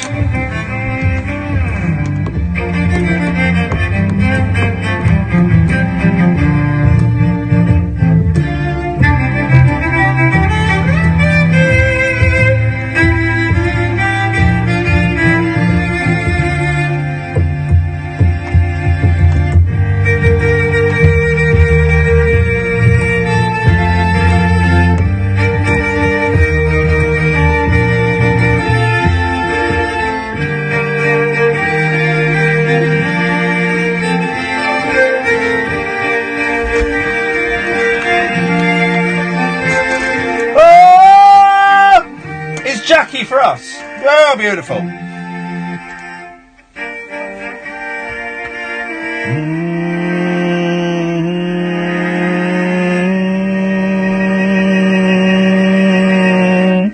0344 499 1000 is the telephone number. Can everyone tweet at Darth Limmy and call him a chicken? He's in town. He's near here. And he messaged me privately and said, what are you doing tonight? I'm in London. I said, I'm doing the radio show. You'd be welcome to pop in. He went, nah, I'll stay in the hotel and watch The World at War. So just send him abuse for being an absolute chicken. John and Jackie stay there. We'll go to Carlo first. Good evening, Carlo. Hello, mate. How you doing, buddy? Very, very well, Carlo. What have you got for us at 5 minutes past 11 on a Friday night, sir? Mate, to be honest, a little bit nervous, mate. First time caller and stuff. Obviously, listened to you for a long time, to be fair. Well done. You've made the right choice. Back at the Triple M days, you know. There we go. Classic days. Classic Lee. Yeah, nice, mate. How's it going? What's going on? I'll tell you what's going on, actually, mate. And I'm glad you've called, because I need to speak. Catherine's not here. I need some man advice. Yeah. Man-on-man action is needed, okay? Right, so, do you ever get, your beard and stuff, your face? Right, yeah. Do you ever get, like, a trapped hair, where it goes, instead of growing out, it grows under the skin and it kind of swells up a bit? Yeah, I'm Sicilian, so I'm quite hairy, mate. Yeah, so you get it a lot. I get these problems. Now, normally I kind of get them on my neck, and I can see them in a mirror. And what I do, this probably isn't the right way to deal with it, but I get a safety pin, and you can sort of see the hair through the skin, and I just put it underneath the hair, and I kind of pop it out. Right, yeah. And there's a bit of blood if I have to go deep, but you pop it out, and then you either shave, next time you shave, or you pull it out with a pair of tweezers. Right. Well, I've got one it's right on my Adam's apple, so it's low down, right? So I can't really... Be careful with that. Well, first of all, I thought it was a spot, so I went to squeeze it, and it flipping hurt, and it wasn't popping at any point. So I thought, right, it's not a spot, this is a trapped hair. So today I was going at it with a safety pin, but I can't really see it because it's on my Adam's apple. I can't see the hair or anything. So I don't know what to do, and it's sore, and it looks bright red, and it looks silly, and I don't know what to do, Carlo. I knew you were the right person to ask about this, being a Sicilian hairy man. To be honest, I think a little bit of foundation. I don't want to cover it. I want to get rid of it. You need to cover it a little bit. You want to get rid of it? I want to get rid of it. You've got to go deep, mate. You've got to go deep. You've got to get it out. Yeah. You've got to go through the blood. And but I can't see where Catherine, if I gave you a safety pin... No, I'm not gouging. I'm not gouging around the tracheotomy area. No. Why don't you have like a hot compress on it, open up the pores? Hot compress, Jesus, what a knob. What a knobber. All you've got to do, listen, and we've got these lights, so it's bright lights here, right? Yeah. All we've got to do, Catherine, is find a safety pin. I go back, look, we've got these lights here. Here we go, this is it, right? So we've got these bright lights. Oh, they're bright, I looked at it. Right, so you can see it perfectly. I go here, you can see it now, can't you? And I go at your throat with a pin? Yes. Have you got a safety pin? No. Right, I have. Oh no, Ian, I don't want to do it. I'll tell you what, I've had to pluck a few hairs from the missus before, you know. From where? From the throat. From the throat? Has your missus got a hairy throat? I can't put it grows out. Do you know what? The rogue hair is a thing. Yeah, man. It just pops out of, like, nowhere. Yeah, and you don't see it until it's wafting away. It's about 2 inches long, and you think, when did that sprout? There's often times where we're driving to, like, an occasion, like around my sister's or something, and they'll just be like, Catherine will see the rogue, you know. Yeah. So what, Catherine? You're his sister. Is your wife called Catherine? No, my missus called Catherine. Yeah. Right. Why did I say sister? And what's going on? Why is my head shrinking? I don't know. Ian, you know what I wanted to ask you? Yeah. I'm a mechanic from like Central Surrey and that. Beautiful. I wanted to know your lineup of cars that you had from like as a young lad up until now. What was the progression? What did you drive first? The first one was a rip-off, and it was a Ford. I don't know what it was. It was a Ford Fiesta. First one was a Ford Fiesta that just broke down as a rip-off, and I got rid of it because I had a stalker. I had it for a couple of years, and I had a stalker, and they slashed the tyres, and I got so pissed off with it. Yeah. So I just got rid of it. I thought, I've had enough. Sorry. That's right. After that, it was a Volkswagen Polo. Then after that, no, sorry, excuse, I beg your pardon. Went German. I went German. After that, it was so the first one was a Ford Fiesta, then it was a Volkswagen Golf, then it was a Volkswagen Golf, then it was a Volkswagen Golf, then it was an Audi A3. Oh, bit of telly money came in! Yeah, that's right. And then it was a Nissan Micra, because TV work had stopped and I couldn't afford the payments on the Audi, so I had to sell it! Then it was if you need a trade MOT, mate, you're welcome down my place anytime. Wait a minute, MOT's running like 40 quid, aren't they? Yeah, but you get a family rate, so. Well, how much is that? 25. So hang on, I've got to drive all the way to Surrey to save 15 quid, which I'd probably spend in petrol. I'll give you a coffee, mate. I'll give you a coffee and give you a bit of free Wi-Fi. Oh my God! He knows how to sell a deal. Free Wi-Fi, you say? Carlo, I'm interested, buddy. Here we go. What's the name of your garage, Carlo? SS Motors in Weybridge. We're a Mercedes specialist. We repair and restore old vintage Mercedes from the 60s upwards. So. All right. Well, if I ever get a Mercedes, I'm not going to, but I appreciate the offer, man. Thank you. Thank you, bro. Cheers. Bye bye. What a nice guy. Corsa, Yeah. Micra, Yeah. Jazz. Yeah. Oh, that was a low point. I got so bullied in that. Yeah. It was light blue as well, so it's proper granny wagon. Yeah. Fiat 500L, Oh. which was great. Glass roof. Slow though. Yeah. The Mini, and I've got to say the Mini is the best. But I went after the Clio. I went back to Polos. Yeah. Polos. Come and do this. No, I'm not doing it. What are you going to do? It won't hurt. It won't hurt me. Yeah, do it on the YouTube so the kids can see it. They like that stuff, don't they? Come here, you dirty buggers. Can you look? Can they see my throat? I don't think I can see a hair. You said you could see it earlier. Oh God, you've been gouging. No. Go on. No, I'm not doing it. Oh, Kath, come on! No. Sam, come on! It's On! It's not bright enough. What do you mean it's not bright enough? We got bloody look! There's a lot of shadow going on. Yeah, you can open it up! You open it! Come and do it! I'm in pain! I would lance a boil. That's a euphemism. Bloody wouldn't. Didn't mean it like that! Didn't mean it like that. Please. No. I'll give you £10. I've told you before, no. Catherine, I will give you £20. I am in pain, and I was humiliated on live television today. Come and have a proper look and have a little feel. Come and have a look and have a feel. No! Come and have a look and have a feel. You're my best mate. Well, I know, but I'm not Come a on. nurse. Come on. No. Just come and have a look at it, please. Please have a look at it. Can you do your shirt up? Because that is dangerously open. Right, I'll do the shirt up. But my flies, I'm afraid, are medically broken. There we go. They are and all, aren't they? You can adjust the light. I don't want to do this. You go on. This is out of my remit. I can't even see it. I can't even see it, Ian. I mean, if I just stick this in you and go, there you go, will you be happy? You got to fish around. How do we make this end? Go get the hair out. It's not there. You said you could see it earlier, Catherine. I think you scratched it off. So you were either lying then or you're lying now. I think you scratched it off. It's not there, look. You're such a you're a. Can we go to the break, because I wish to tell Catherine exactly what I think of her, and it's not for a broadcast. We got entertainment, and we're not afraid to use it. Talk Radio.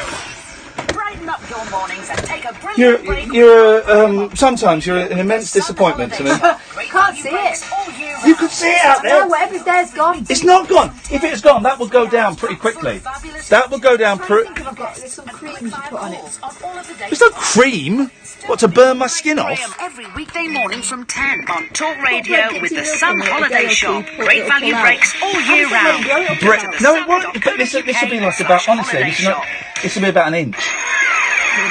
Seriously, I've had them come out before and they're an inch. Honestly, like that. I swear on my life. Bring your pet to school. An inch. Megan, who is this delightful little ball of fur? It's Treacle, my guinea pig, miss. Adorable. And Alfie, I'll bring some who's tweezers this? tomorrow. No, tweezers won't do it, because you've got to break the skin. Tweezers won't do it. What are you going to pull with tweezers? Trust me. You can't do it with tweezers, it's too deep. You've got to break the skin and get... Gouging is the only way to do it. All right, we get a lighter, we burn it, so it's sterilised. Well, anywhere. I'm not Never gouging. Why are you not gouging? I want you to gouge! Fucking gouge me! Get carried away by the rugby as England take on South Africa this month. Watch every test live and exclusive on Sky Sports Action and Arena channels for £18 a month. Can Eddie Jones deliver the goods, and will Cipriani step up to the mark? Plus, in the build-up to the World Cup, watch 8 more England matches only on Sky Sports Action and Arena for £18 a month. Search by Sky Sports now. Requires Sky TV subscription. 31 days notice to cancel. Further terms apply. You know your 70s from your 80s, from your 90s, from your noughties. Let's go. It's a... But do you know your pension options? PensionWise is a service set up by the government to provide free, impartial guidance about your pension pot. If you're over 50, call 0800 138 1888 to book your free telephone or face-to-face appointment. This is some show. PensionWise. Get to know your options. Because you've really got to shine a light on it. Hi. It's There's there. a thousand It's of deep. red dress, That's why it's so big. 50 It's now, deep. pictures. And the thing is, it's so deep. It's just growing I'm not inwards. sure I got 50 in It stock. won't. I'll That's get it. Tara It's on not going to grow out. Let me Google. I'll Google it. I've been doing this for years. We've got them. Uploading the pictures now. You got your tablet? Yeah, looking now. Want to do more in less time? Unified Communications joins up your landlines, mobiles and tablets to improve customer service. The future is exciting. Ready? Search Vodafone Business. Terms and conditions apply. Closing time conversation for tax inspectors, taxi drivers and taxidermists. Great big talk for the wee small hours. You've been trolling me big time, mate. The Late Night Alternative with Iain Lee on Talk Radio. So, we're trying to find out how to get an ingrowing hair out of my... It's right on my Adam's apple, right? Oh. And Catherine, my mate wouldn't gouge me. Look at this. A YouTube tutorial how to. Well, I know how to. Look, he's got a pin and he's going to pull it out. It's gouged. It's a gouge. You hook it and then you hook it and it comes out. I know, I've done it loads of times. What part of their body is that? I don't know. That's all you've got to do, Catherine, is gouge and hook and pull, and she wouldn't do it. And then someone suggested, you get some bread and milk and put that on it. Why are you showing me this? This is like pornography. When I've taken a back. That's it. Look how long it'll be. Go on. He's going to get it. We're watching a video of someone getting a trapped hair, doing what I asked Catherine to do. It's all gone all funny. And she wouldn't do it because it turns out that actually she's not my mate. Oh, that's disgusting. Here you go. He's got it. He's got it. Beautiful. I'd hook it underneath. Look at that pus. That is disgusting. You go, hook it. There you go. Got it. Now. Oh, man. You couldn't do that. That's horrible. You couldn't do that for me. I would gladly make you postulate if you wanted me to do. What's the black bit? Just a scalp? That's the black bit's the hair. Is it? That's the hair. You watch. It'll unravel and it'll be quite long. Unravel. Unravel. Oh, man alive. That's disgusting. It's life, mate. It's bodies. It's the last great taboo. Everything else has been covered. Everything else has been covered. Good evening, Jackie! Good evening, Ian! Jackie is a posh scouser. I'm not a posh scouser, I'm a real ice. She's a willow late date. I'm a real ice, lads, okay, like? Okay, like Catherine's watching a film of something that she won't do to her best mate. You on YouTube. See how long there's? I don't want to admit this, but I've had one as well on my throat. Oh. Big black hair. Yeah. And I just kept plucking it. It's now gone. What do you mean? Yeah, but it wasn't ingrowing. It was just. No. Well, it's been there for years, and then all of a sudden it's just gone. Wow. Right, but I wasn't phoning in for that. But this has been so interesting. It was just had me glued. It's the last great taboo. We've got mental health. Sexual proclivities and straight hairs. Everything else has been talked about. And my partner George has one on the corner of his lip, right in the corner of his lip, and he sits there constantly with a pair of tweezers. Yeah, trying to pull it out. And I just watch him and go, "What are you doing?" He said, "I've got a hair in my lip. I've got a hair in my lip," and he'll just sit there and he makes it sore. Yeah, sore lips. So it must Kath's looking at it. You want to get in there? No, I don't. You want to get in there now? No. You've seen that video on how to do it. It was disgusting. Yeah. No, don't go there. Jackie, I'll get blamed for it. You won't get blamed. Jackie, you shut up. I will sign a waiver. I don't want to do it. Write me a waiver, Catherine, that you're happy with, and I'll sign it. I don't want Sam, do it. I'm your boss. Kath, I can't see what a safety pin's going to do. No, I want to get tweezers on it. No. Right.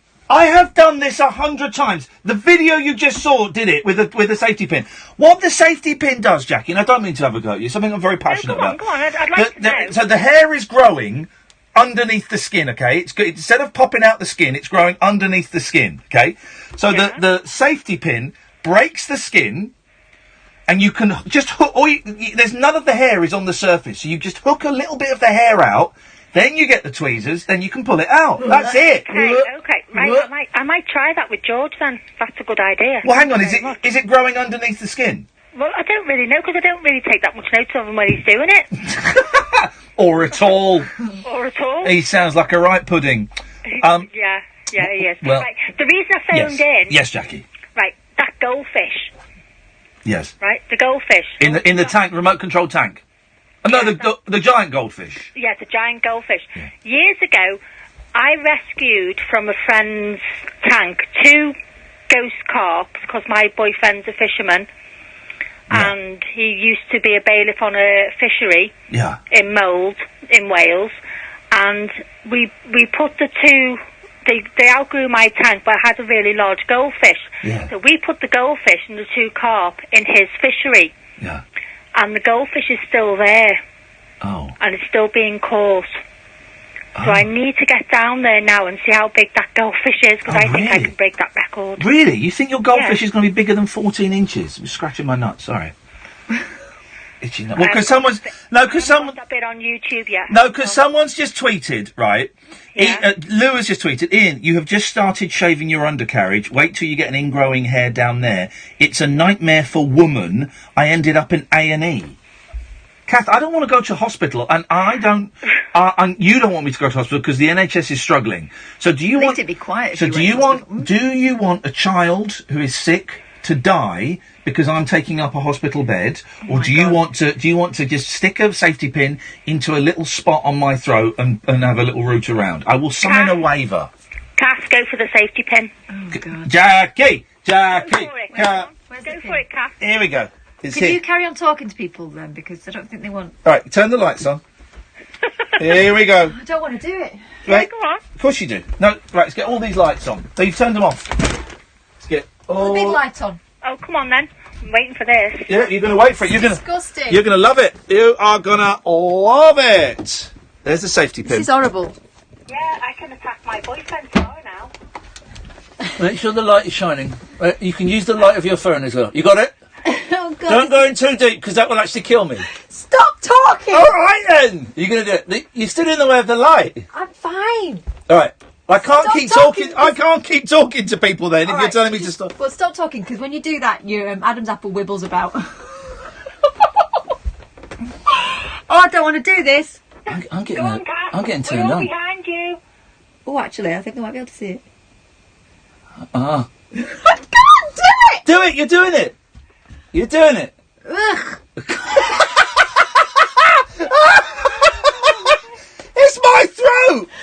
I know, but that was my inner monologue popping out. Ugh, this is horrible. Stop doing the special breathing. Oh, this is horrible.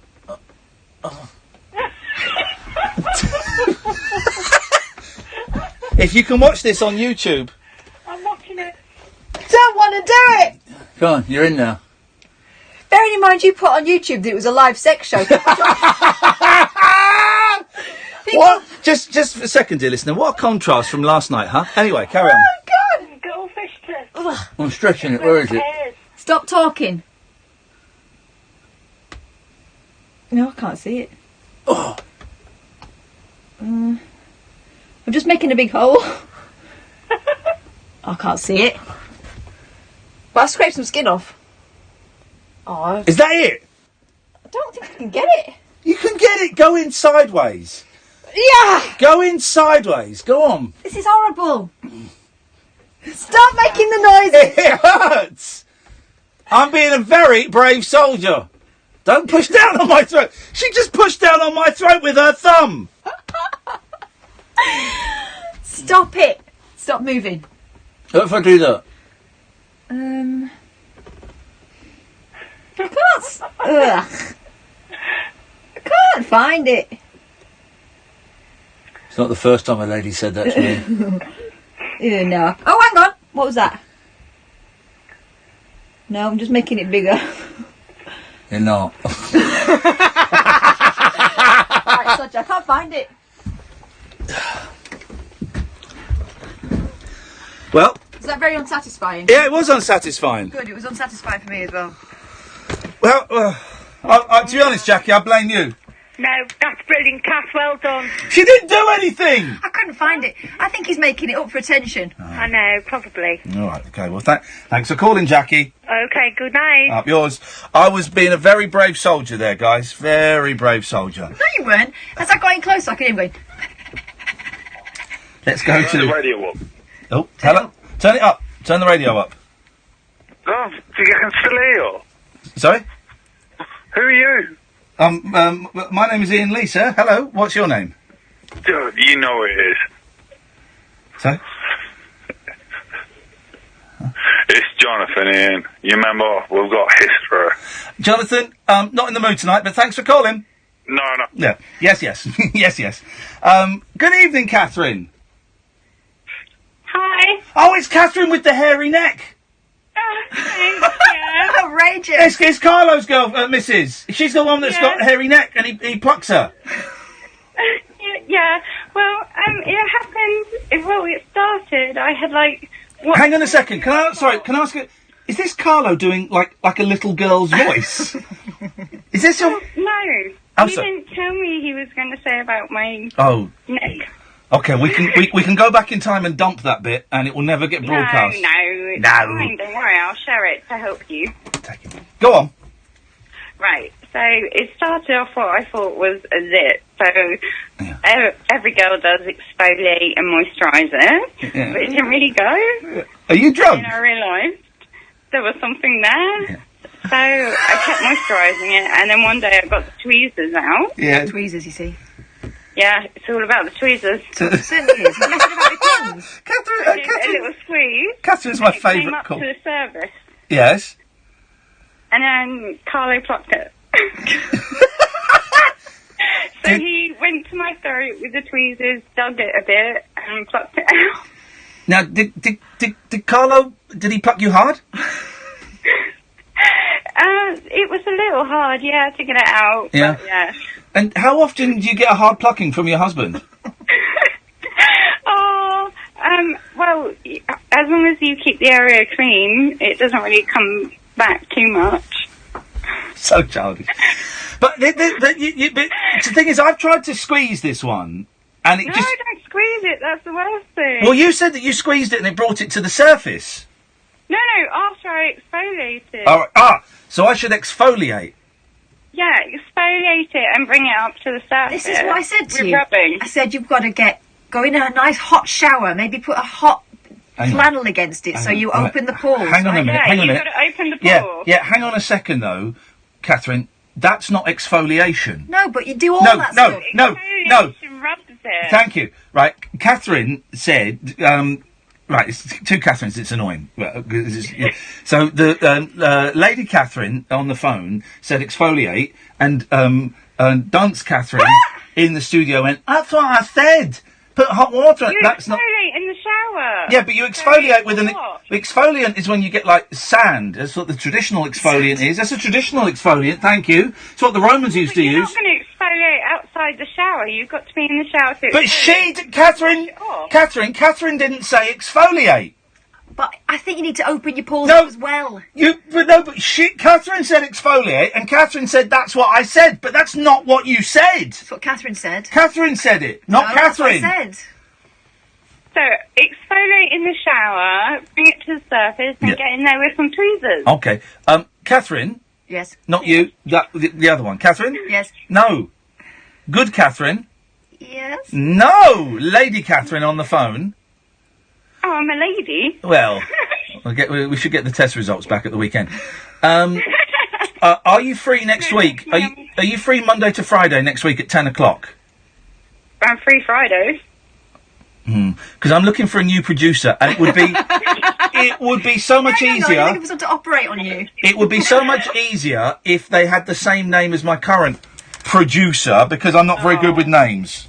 I'm sorry, but Catherine's got a soft spot for me in my heart, so she's my We stick together. Catherine, have you got a soft spot for her in her heart? Totally. in my heart. Okay. Who's got the soft spot? We've both got soft spots. And where is it? Hearts. Okay. Han Solo. Han Solo. Thank you, Catherine. Bye.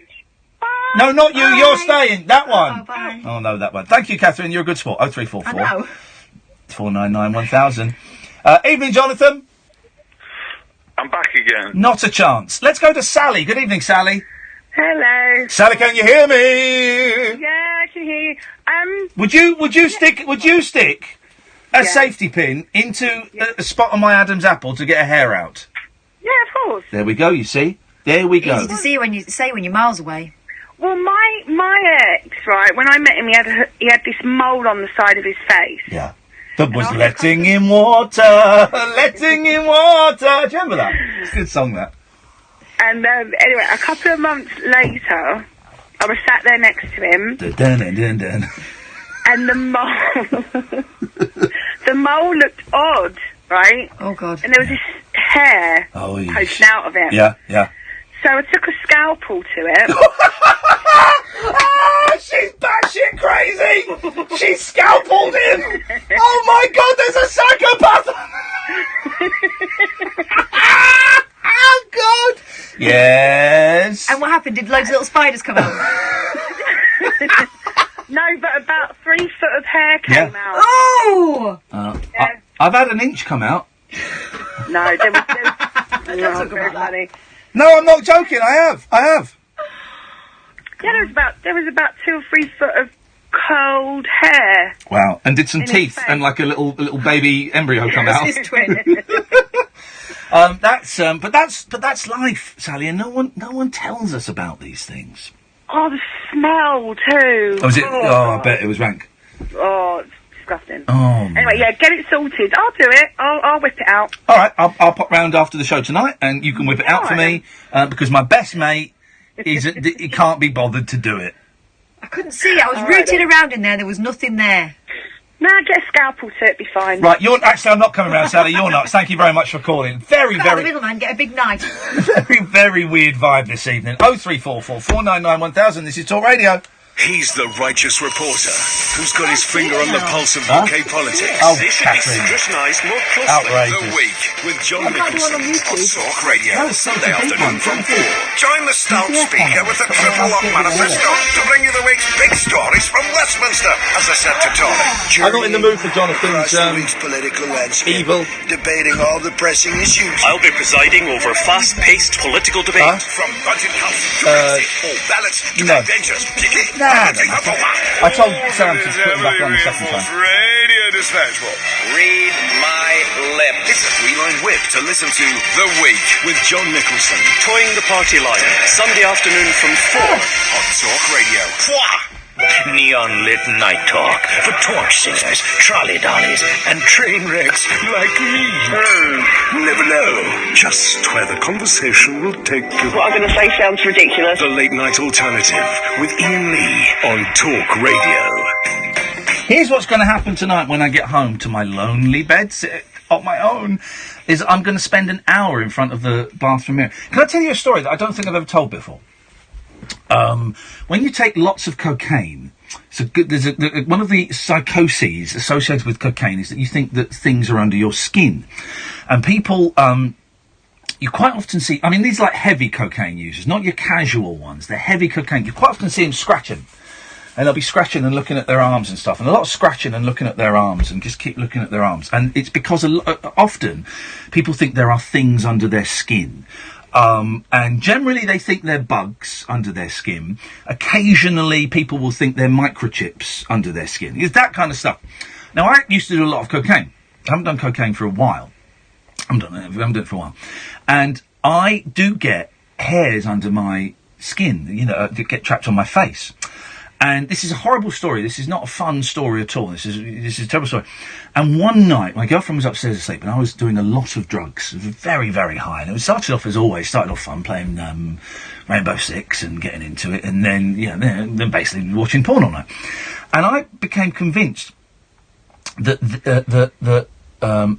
it's there. I can feel it because there's still a little groove in my thing.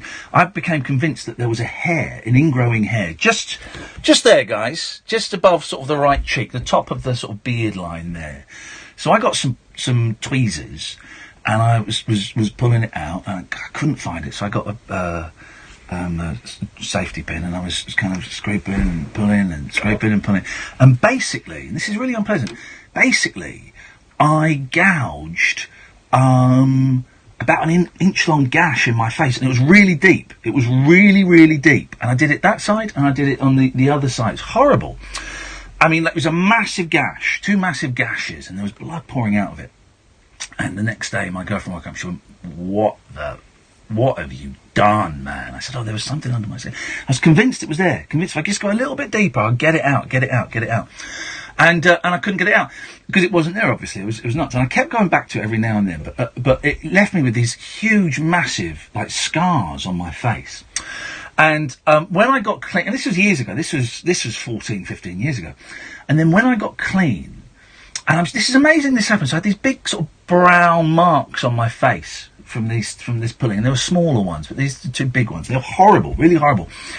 And I was in the queue in the post office in Moswell Hill, and a woman tapped me on the shoulder and said, "I'm really sorry to those marks on your face, I think I can get rid of them for you." I said, "All right." She said, Yeah. I run like a skin treatment centre, and we do a treatment. It will take about 6 to 8 treatments, and I think we can pretty much get rid of that. And I was like, all right, fine. And I was just starting to get clean and was starting to, look after myself and eat, and I got my hair cut proper, all this stuff. And all right, I went along for this treatment. It was really expensive. It was probably 6 or 8 sessions. I want to say it was like 300 quid a session. It's something like that. But it worked. You can see now. You can see on the right one, I still get a little spot there that every now and then I have to squeeze because it just gets a bit of a build-up of pus. And there's a slight scar. If you get close to me, there's a slight scar on the little groove on the right. But that's it. But it was it was basically a skin peel every other week. You would go. Oh, it was so painful. It was so painful. They would basically scrape the skin off your face. It was on Lamb's Conduit Street, I think it was. Scrape the skin off your face, and then they would, like, zap it. You had to sit there for about 20 minutes with this laser, like, slowly moving over your face, just zapping the face. And then they'd rub this cream on. Flipping it was agony. And it would, I remember I went and met someone for lunch afterwards, after one of the sessions, and she said, "Iain, your face has just started bleeding." Because the skin had come off. And it was so painful, and it was so intense, but it worked, and I'm so glad I did it. Because, it's a lot of shame around that. Your, what do they call it? War wounds. It's kind of like, your battle scars is what it was, and they got rid of them pretty much. I can still see it now, and it still breaks my heart that I did that to my beautiful baby face. So, what I'm saying is, guys, if you take drugs, make sure you're wearing, like, boxing gloves or mittens or something where you can't attack your face.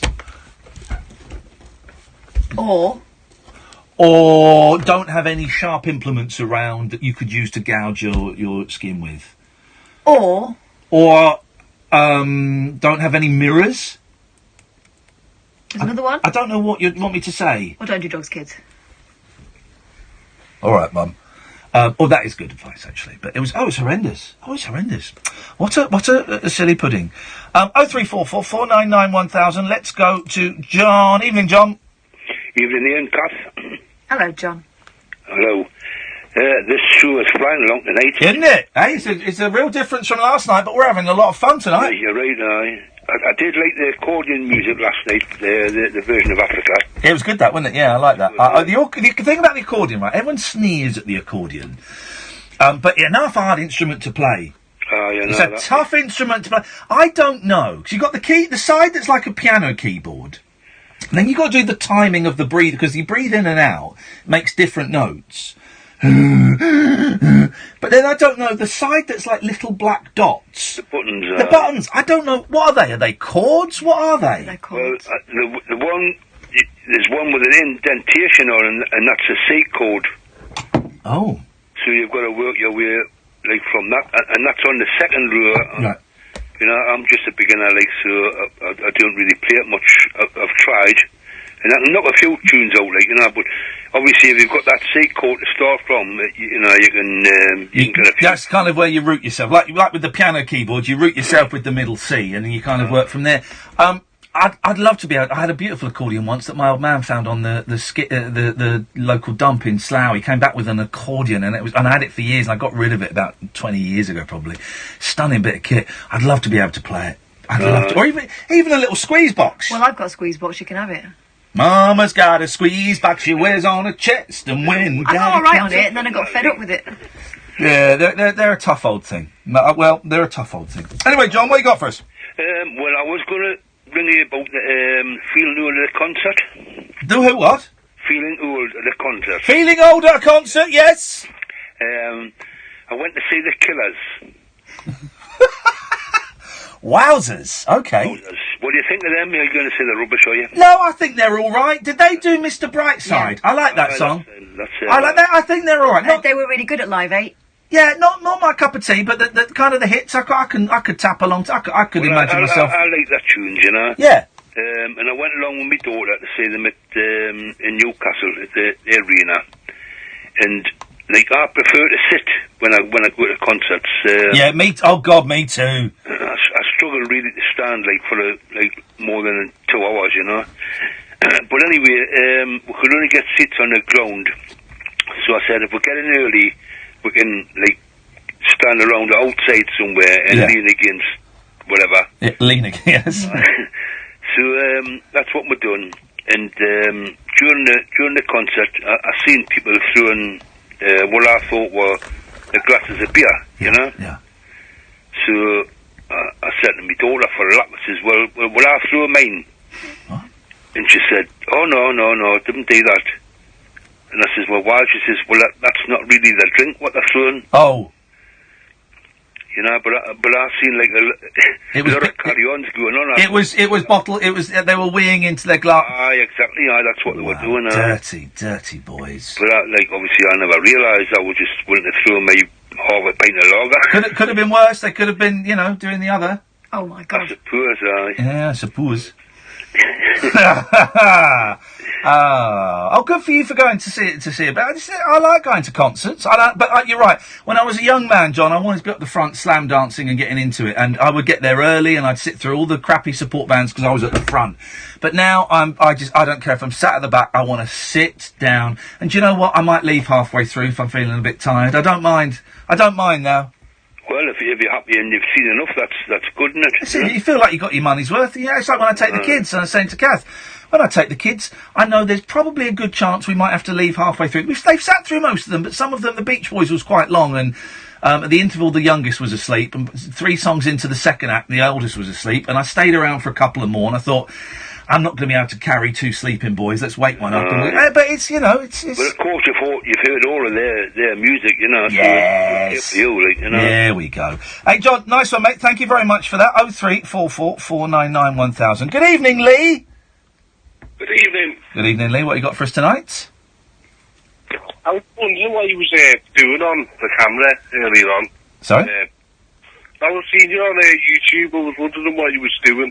Well, I was asking my best friend to perform a minor surgical procedure on me, and she refused to. I've got an ingrowing hair on my Adam's apple, and Catherine refused to do the matey thing and remove it. Lee, he gave me a safety pin and instructions to gouge. Now, I don't get paid enough for this. I thought you was attacking him. Well, That's what I thought. no, not this time. No. So how are you anyway, Ian? I'm all right. I've had a great day. I got 2 hours sleep last night after the show, then went to Good Morning Britain, and it was a thrill because I was out of the studio and got to meet some of the Britain's Got Talent acts. It's not really been my kind of thing in the past, but they were all such lovely people. I mean, really lovely people enjoying. They're an exciting period of their lives and enjoying it, loving it. He's gone proper softly because we used to watch it. If we ever watched it, we'd laugh and take the mickey out of people. But now he's like, oh, they're really nice kids. No, they were lovely. Honestly, they were absolutely. Those. I wish I could remember the name of the singing group. The girls that sang songs. D-Day Darlings or something. The D-Day Darlings. Oh, they were so lovely, and they were thrilled. And Tim, who was singing with his lad Jack. And the boy couldn't come because of TV rules and stuff. But Tim was over the moon, and he said, I don't care if nothing happens. It'd be nice to do an album with him, but if the boy goes off and gets a career on his own off the back of this, then that's my job done. I thought, what a great dad. What a great dad. So I did that, got home, got a couple of hours sleep, took the boys to see Han Solo, then we played Whiff Waff. Then I came to do the best late night phone-in show in Great Britain. Yeah. It is the best. It is the best show that Thank you you. do. I Thank do you. like the show. Thank you very much, Lee. I struggle with tinnitus. Do you know what that is? I do know what that is, and I have it a little bit. If I'm in a quiet room and I remember I have tinnitus, then it's annoying, you know. And it's like, why did I think of that? How bad's yours, man? What's it like? Mine's really bad. Yeah. Yeah. Stops me from sleeping, put it that way. Really? Do you have one of those like sound machines, or have the radio on or something? I did have a sound machine, but I threw it. Threw it away. Wasn't working. No. It's. I do have the radio on sometimes. Yeah, it's Oh, sorry. I was going to play. I'll wait till Lee goes because I don't want to trigger him off. But I'll play what tinnitus sounds like. Because those who don't have it don't know what it's like. Is it the same in both ears for you, Lee? Because mine's different in different ears. Both ears. Yeah, it's the same noise because one of mine is quite high and the other one's quite low. And I've got it because for years and years and years I've been doing this job and I have the headphones whacked up super loud. And I was, the BBC, they would limit the headphones. They would put a limiter on it so it couldn't go above a certain volume. And I could never hear it, so I would always break the limiter or bring in my own headphones so I could have it super loud. And of course, it's giving me tinnitus like an idiot. But what are you going to do?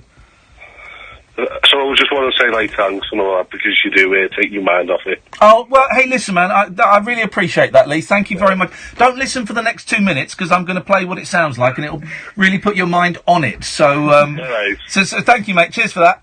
Thank you. Ta-ta. So this is what tinnitus sounds like. Here we go, hang on. Hang on. So that's the high one. I don't get that. I've got the high one. I get that. It's not as loud as that. Now, for me, they're nowhere near as loud as that. So there's all different kinds. But it's there. And it's that thing of, if you think of it. Did I do the 22 break? I didn't. Oh, no. Sorry, mate. I'm miles away. If I think of it, then it's there. So I'll think of it tonight. But there's nothing you can do for it. I've seen on YouTube there's loads of cures for it. There's no cure for it. The cure is to meditate and learn not to think about it. That's it. It's crazy. Paul, Andy, Alistair, stay there. We'll come to you in a bit. This is the Late Night Alternative on Talk Radio. Across the UK, online and on DAB. Talk Yeah. Radio. We'll get you talking. Oh, God, when I was a kid, I thought that was someone coming up the stairs. I'm going to be a I was pilot. terrified. I thought someone got upstairs to kill me. So what's your name anyway? You're gonna need a nickname because I ain't saying that every time. Solo, a Star Wars story. You might want to buckle up here. I got a really good feeling about this. See it in cinemas now. A big line of men on horses. Connor, that was quite a shift. Yeah, you know, credit to the team. Any assists? Maddening. Yeah, like with the award-winning Panasonic OLED TV. With HDR, it's Isn't it like you're funny? in the stadium. Just 1599 for the 55-inch. In fact, buying a 55-inch plus TV this summer is a 1 in 20 chance to get your money back. At Curry's PC World, we help you get it right. 16 plus, excludes Northern Ireland, ends 26th of 6th. Register 32 to 42 days after purchase. Full terms at currys.co.uk/free TV. Can I help you, sir? She's my lucky club. 2 year love affair. She can drive that ball down a fairway like it's been kissed by an angel. She's worth £104 double value trading, so deal. Golf's double value traded. Bring us your old clubs like the tailor-made M2 driver and get an extra £52 when compared to the PGA's price guide. And for a limited time only, you can trade in any club for any club. Don't miss the double value trade-in, only at American Golf. Visit americangolf.co.uk to find your nearest store. T's and C's apply. When Freddie Flintoff asked to be the voice of our new campaign, we thought, okay, sure. Correctly predict all the results of the World Cup. Win, lose or draw, and you could win up to £100 million. I'm Freddie No, that wasn't a dream, that was last The Wednesday. prize is the star, not you. Enter for free at PokerStars, BetStars and PokerStars Casino. It's a good show, tonight. Unbelievable. Security to booth 3, please. No, back off it. Promo ends 30th of June. One free entry per person. Prize is £100 million for the winner or shared if more than one. T's and C's apply. See betstars.co.uk for details. 18 plus only. BigGambleAware.org. Please play responsibly. Find the perfect place to take a short break with the Times Guide to Britain's best summer pubs. From Cornwall to Cumbria, we've travelled the country to find our favourite pubs, with cocktails, draughts on tap, sun-filled gardens, boutique bedrooms, and great food. Pick up your copy of the Times this Saturday. It's time Time to join the millions of people that meet happy with Zoom video conferencing. With stunning HD video, crisp audio, and instant wireless sharing across any mobile, tablet, or desktop device. But the best thing about Zoom, it just works. So ditch the distractions. Join the cheeky little line. At 1 o'clock I've got to be up, so Matthew and I can go through the cameras. to set up your free account Sort the today. cameras out there. That's Everyone's away tomorrow, so I'm not Zoom.us. seeing the kids. Zoom video So- conferencing. The big bald eagle of broadcasting is on Talk Radio. Get him off. I'm not interested in listening to someone who's not going to listen. The legendary James Whale. Only a nutcase would come up with an idea like that. The radio presenter who isn't afraid to tell you what to think. I am sick of this. I think our speed limit on our motorways is far too low. It needs to be 80 miles an hour at least. Cometh the hour. Cometh the whale. You can come on the air, you can have your say, because this is a free country at the moment. The James Whale Show. Monday to Thursday nights from 7 on Talk Radio. Whispering lunar incantations for cross-parents, cross-dressers. And did you know this about me? And cross-rail workers. Steel and polycarbonate. The Lignite Alternative. And polycarbonate. I've got a very poor internet connection. On Talk Radio.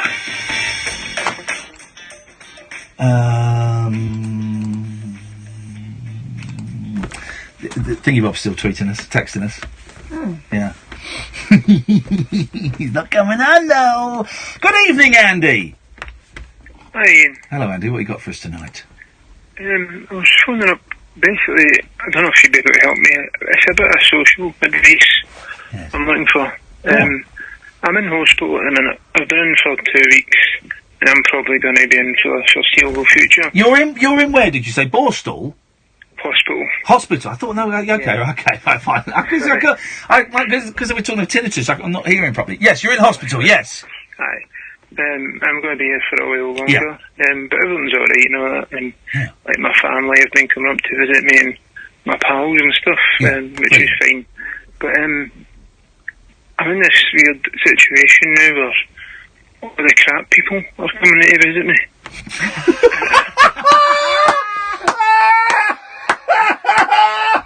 Oh, mate!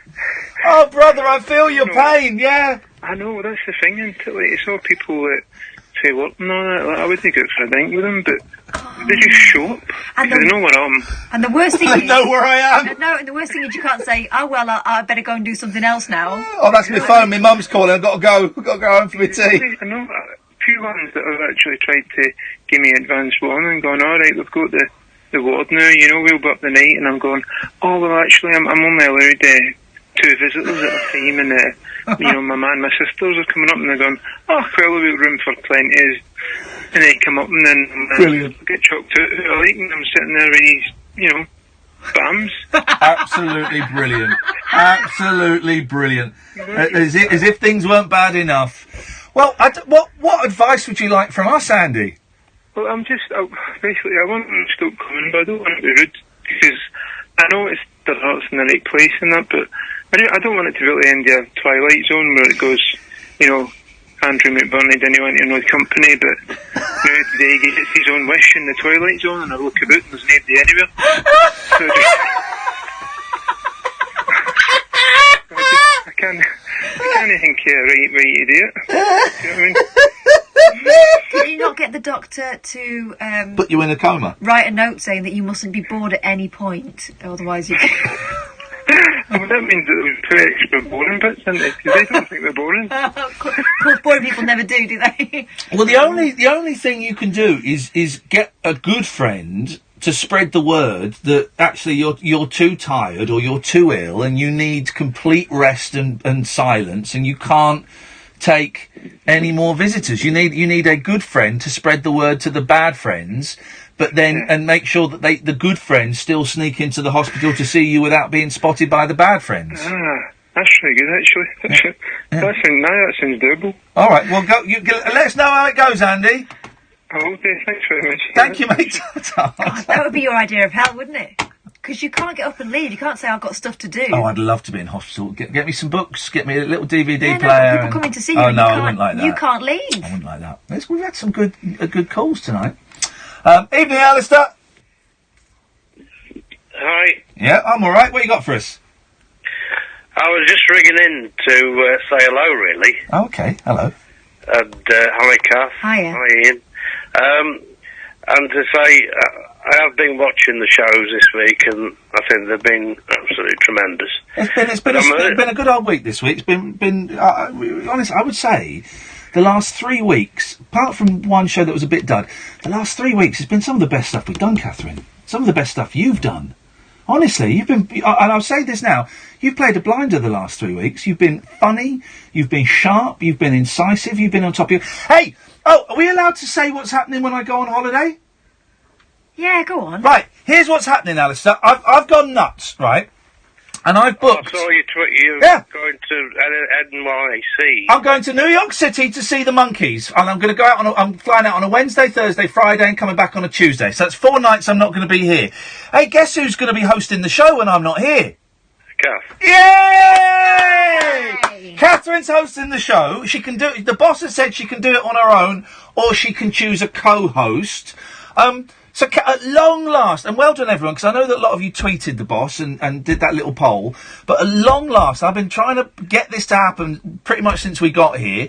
Catherine is my stand-in presenter! Yes! So, I mean, it's going to be slightly ropey radio, but... it's the brilliant. It'll be a familiar voice. It's going to be brilliant, and I can never listen when I'm away, but I'll listen back to it. I'll listen to it. I'm thrilled for it. I'm so thrilled. It's going to be brilliant. Well, thank you for everyone who kind of backed me up on that. It was very touching. Don't thank them until they've decided whether or not they're going to phone in on those nights. Oh yeah, please. I mean, now that's where you've got to help me out, because I can't sit and talk to myself. Alistair, listen, stay there. We've got to go to the news. We'll come back to you after this. 03444991000 is the phone number. This is Talk Radio. Yeah! Finally! You have been brilliant the last couple of weeks, the last 3 weeks. It's been a really strong... Brighten up your mornings and take a strong brilliant vibe, break man. with Mike Graham on Talk Radio. Riley's hosting the show! Value breaks all year round. Talk Radio every I might weekday even ring morning in from from America 10. from around. 3 I hours might do, packed yeah. full of fabulous features, great value guests, and quick If it fire wouldn't put calls you on off. all of the day's top talking points. Don't miss Mike Graham every weekday morning from 10 on Talk Radio with the Sun Holiday Show. we got Great value breaks all all right, year round. Go to thesun.co.uk/holiday shop. With the World Cup almost here, Red Driving School wants you. Red has just won the National Driving School Award 2018, and we're offering a special deal to join our team. There's never been a better time to pull on your instructing boots, as demand for driving lessons is rising. Instructor earnings are increasing. It's an open I goal. followed you because enjoyed your part in I'm a Celeb, but since then I found you to play the victim and do anything to extend your newfound limelight. Bye! Red team sheet for you. Sounds quite on For Twitter. details, visit reddrivingschool.com. Hi, I'm a bowhead whale and I'm 170 years old, which means my eyesight's not quite what it was, so I need glasses, and that's fine, except I use my head to break through ice. Which, aside from giving me a colossal Oh, headache, balls! my glasses get smashed. Balls! Dolphins laugh at me. They think they're so clever. Can't believe anyone wants to swim with them. Yuck. Time to try varifocal contact lenses. Pop into Specsavers for a free trial. Current prescription required, subject to suitability and availability. See in-store for conditions. When the McCulloch man mows his lawn with his McCulloch lawnmower, he powers through even the toughest grass with one goal in mind: to finish the job before the match starts. And with his McCulloch lawnmower, he's got the power to get the job done. That's why his mates envy his lawn, as well as his team.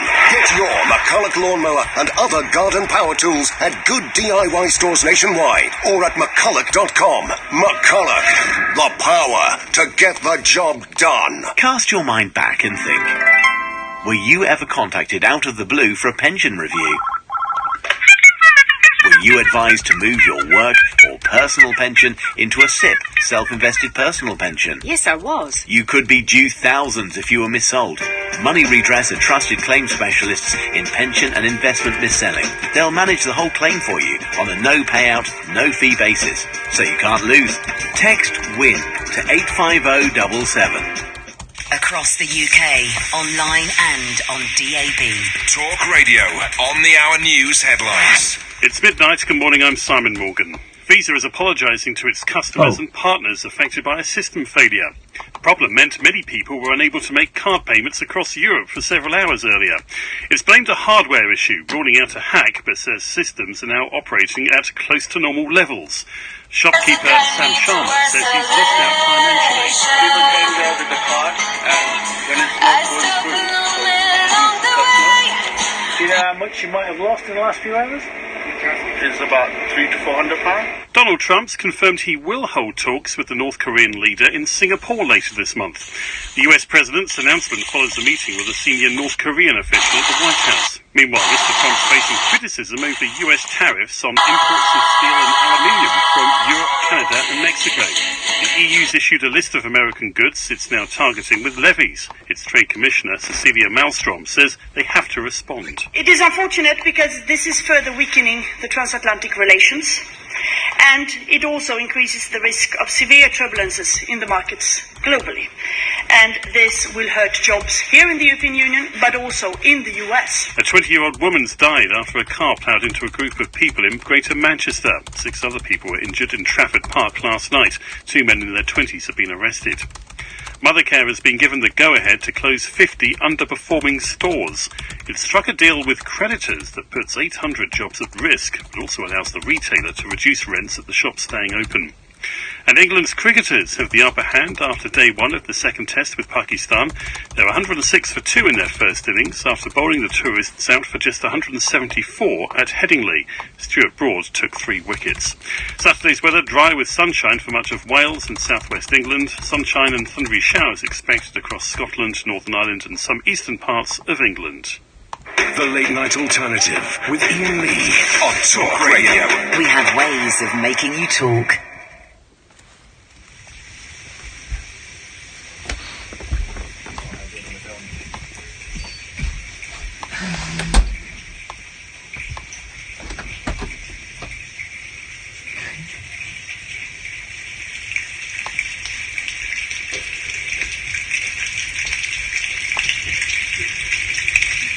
Kids doing it with their fingers. That's how they've all done it. Ah, these are kids.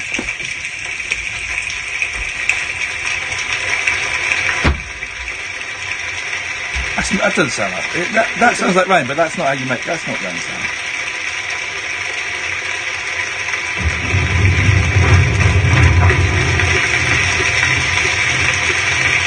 They're playing a tape of rain.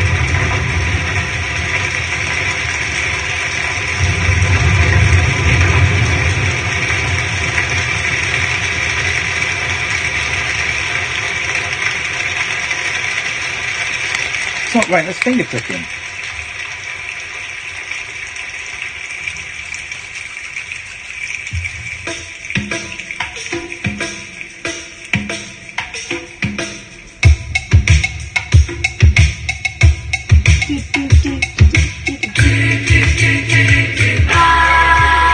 A lot of braces going on.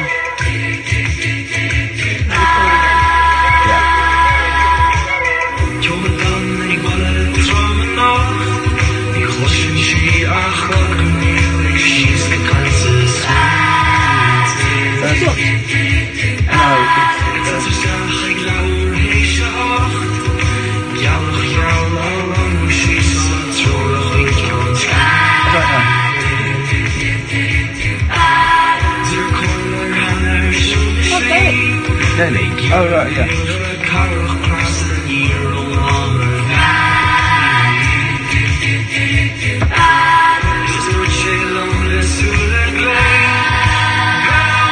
It's a fucking great song. Isn't that bit that goes... That's a great song.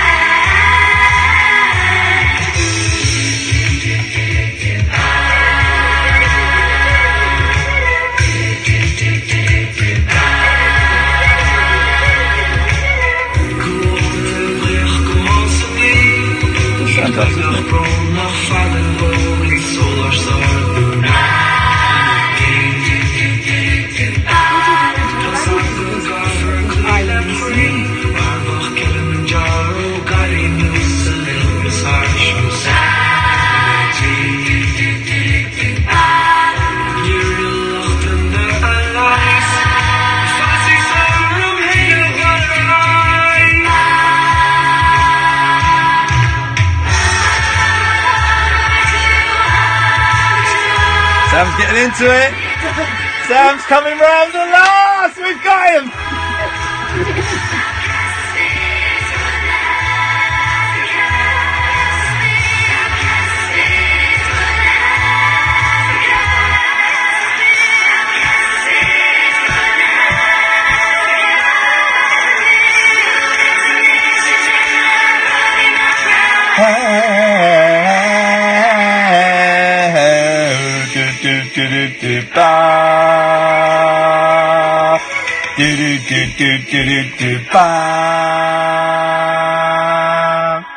Oh, 3444991,000. That was Gaelic. Yes, Alistair. Hello. Hello. Yes. Alistair here. Yes, we know. Hence, me saying your name as just before you spoke. Yes. Anyway, so Yes. I've had a letter from the alcohol team. Oh yeah. Ian. Yes. Because I've not been engaging. I've been a bad boy. Yes. And so they're saying they're going to close my case. Uh-oh. Well, that's okay.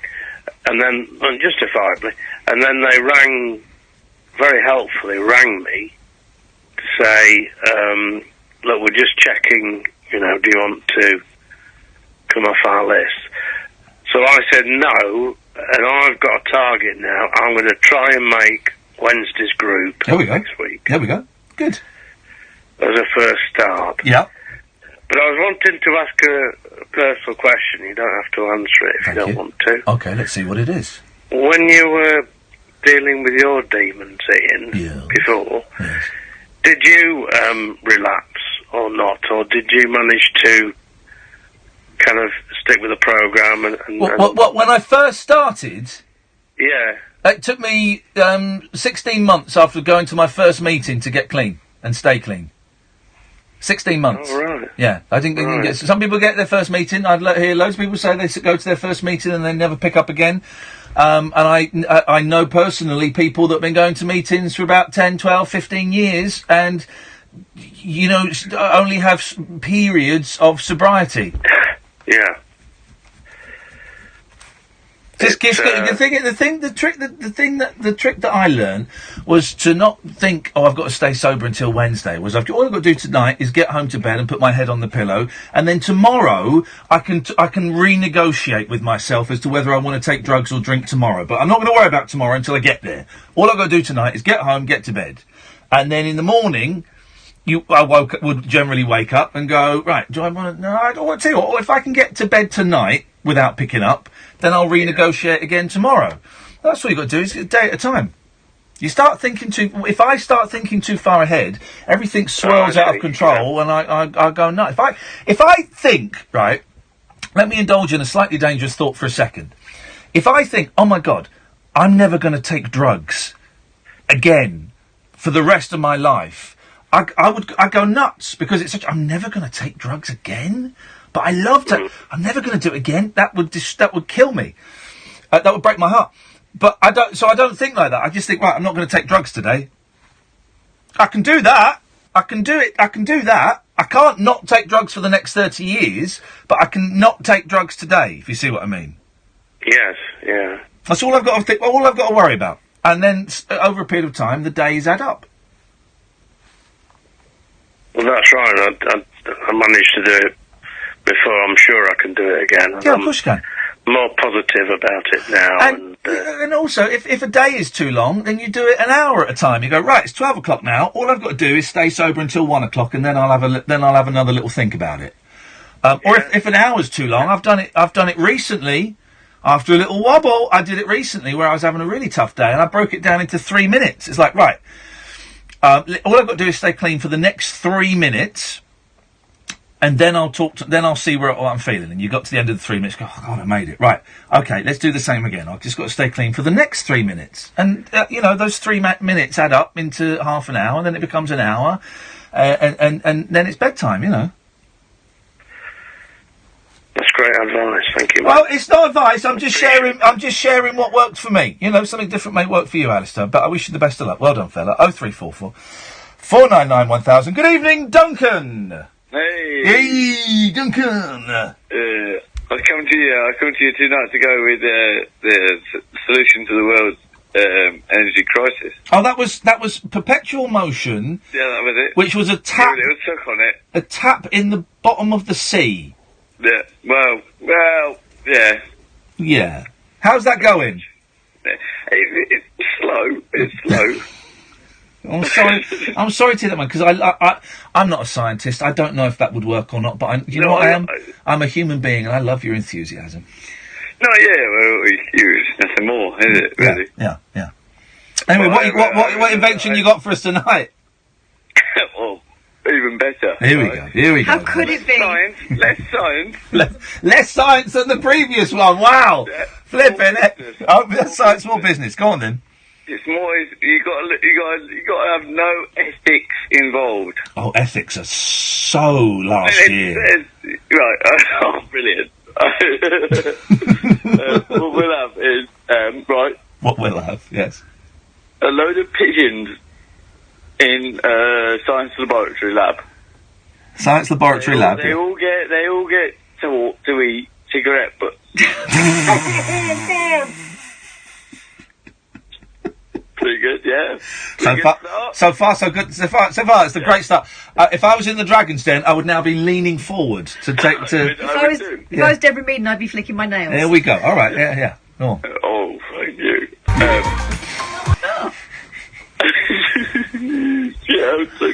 So the pigeons have been taught in a laboratory lab to eat cigarette butts. Pigeons, yeah, so they teach each other. Yeah. They teach each other. Yeah, so we get all of them. We get them all addicted to cigarette butts. Yeah. Yeah. And then we release them to the general population of pigeons, and they teach the other pigeons to eat the cigarette butts because there's a lot of cigarette butt litter. Yeah. There's too many pigeons. So the pigeons eat the cigarettes, they clean it up, and the pigeons die. There's not as much pigeons. Okay. Well, then you're going to have a lot of dead pigeons. Surfeit of dead pigeons, and then the cigarette butts so will. Secondary business, dead pigeon cleanup crew. What are you going to get? You're going to teach like goats to eat pigeons. Hang on, no, spider, fly, bird. What cat? Cat. You're going to teach cats. No. The people who work for the council, they know where pigeons usually go to die. Yeah. We get them on our squad, and we clean them up. You know, Duncan, you share the same name as me, and I was very keen on this because I hate cigarette butts and I hate pigeons. They're bastards. Like Galloway. No, it's Duncan Bannatyne. But I just don't. Is it a nerd? It just doesn't add up for me, and for that reason, I'm out. I love animals. I have my own camping shops, and I know about caravans, and they are a pain, especially around your washing. But yes, I don't know whether the councils are going to be able to afford to do it, and so for that reason, it's not for me. I'm sorry. If you let me finish, I'm out. But maybe Peter Jones would be. Peter Jones might do it. He's very tall. He could reach. Peter, what about you? This sounds like it's right up your street. You would think, but unfortunately, I can't. Unfortunately, I already have a business in this sector, so conflict of interest. I'm out. Sorry. Hang on. Steady on with the language. Peter Jones always does a stupid pun, so it'd be something like, birds of a feather usually flock together, but in this instance, I'm afraid I'm out. Sorry, Duncan. We're going to have to let you go. A, because your invention is mental, and two, because you dropped an F-bomb. But it's made well done, Peter. Nice to have you on board, by the way. It's made me realise we've gone full circle. We started out talking about pigeon penises, and now we're talking about dead pigeons. I love Peter Jones has already got, he's involved in the pigeon cigarette butt business. Conflict of interest. 0344 499 1000. Simon, you'll be next, and after that, the switchboard will be free. So why don't you give us a call now? The late night alternative with Iain Lee and Katherine Boyle on Talk Radio. Talk Radio. Dial-up. Some dialogue. Speakers up, please. We'll get you talking. Countdown to Brexit on Talk Radio with The Times. Know your times. The clock is ticking as the UK prepares to officially leave the European Union. Listen to the No-Nonsense Breakfast with Julia Hartley-Brewer, weekday mornings from 6:30, when she'll be joined by Times journalists to discuss the latest Brexit developments. Don't just be informed. I'm not such a bad boy no more. Countdown to Brexit with Julia Hartley-Brewer, weekday mornings from 6:30 on Talk Radio with The Times. Know your times. When a stroke strikes, the damage spreads like a fire in the brain. When you spot any single one of the signs, think and act fast. F. Face. Has it fallen on one side? A. Arms. Can they raise them? S. Speech. Is it slurred? T. Time to dial 999. A dodo. The faster you act, the better their chances. So even if you're not sure, act fast. Make the call. Dial 999. When Freddie Flintoff asked to be the voice of our new campaign, we thought, OK, sure. Correctly predict all the results of the World Cup. Win, lose or draw, and you could win up to £100 million. I'm Freddie Thanks, Flintoff. that'll be all. The prize is the star, not you. Enter for free at PokerStars, BetStars and PokerStars Casino. That's it. Unbelievable. I'm Freddie Flintoff. Security to booth 3, please. No, back off, mate. End 13th of June. One free entry permitted. Prize shared if multiple winners. T's and C's apply at betstars.co.uk. 18 plus. Please play responsibly. Let go of the door frame, Fred. You're embarrassing yourself. Dead of Night Discourse for disco queens. I'm related to Jedward and Dolly Parton. Dairy farmers and distant fathers. Yeah, The late night alternative with Iain Lee. Doing lots of things that we don't know about, we can't control. On Talk Radio. If you listen to the start of the show, Nigel from Maidstone was on very briefly, and Catherine just asked, "What happened to Nigel? We didn't go back to him." Well, apparently he had to go off and have his tea. So that's why. It better be beans and sausages. Simon. Hello. Simon's driving in his car. That is why the line is shit. I'm not. I'm stopped. Oh yeah, is your engine still going though? Yeah. Yeah, classic cabbie manoeuvre. Classic Simon action! I'm too lazy to switch off and then on again. There we go. Good lad. Why the hell not? What you got for us, Big Si?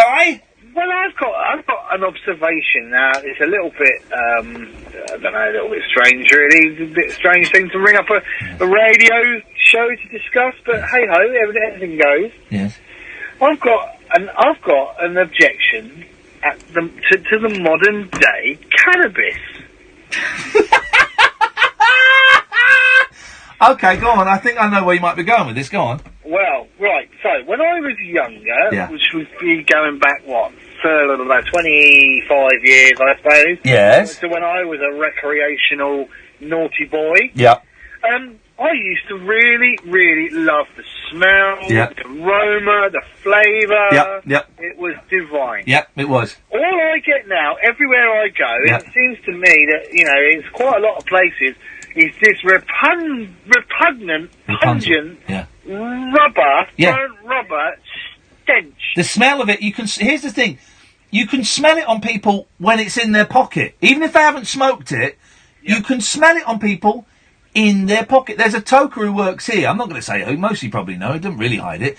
But if you get in the lift, even half an hour after he's been in the lift, you can smell it. If you sit near his bag, you can smell it. You can smell it. And which first of all is nuts, because of course when we were holding weed, Simon, you'd wrap it up in cling film and shove it in your sock or put it in your shoe or, because you didn't want anyone to know. If you got stopped and searched, you didn't want anyone to know. But now, people can just smell it on you. Yeah. But why? Why does it smell that bad? Because it's stronger.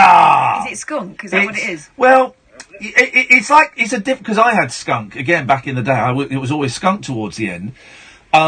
And skunk smells a lot worse than normal weed, but even this is like another I nearly use the phrase super skunk, but that's kind of like a made up Daily Mail thing. I don't know if you could actually go to a dealer and go, I'd really like some super skunk, please. You go, you mean mega skunk? But that's why it's called skunk, because it stinks. It stinks. But yeah, this is like a really. But the worst one was hash, man. Hash when you're skinning up a hash joint. Oh God, and that often was mixed with rubber. Jeez.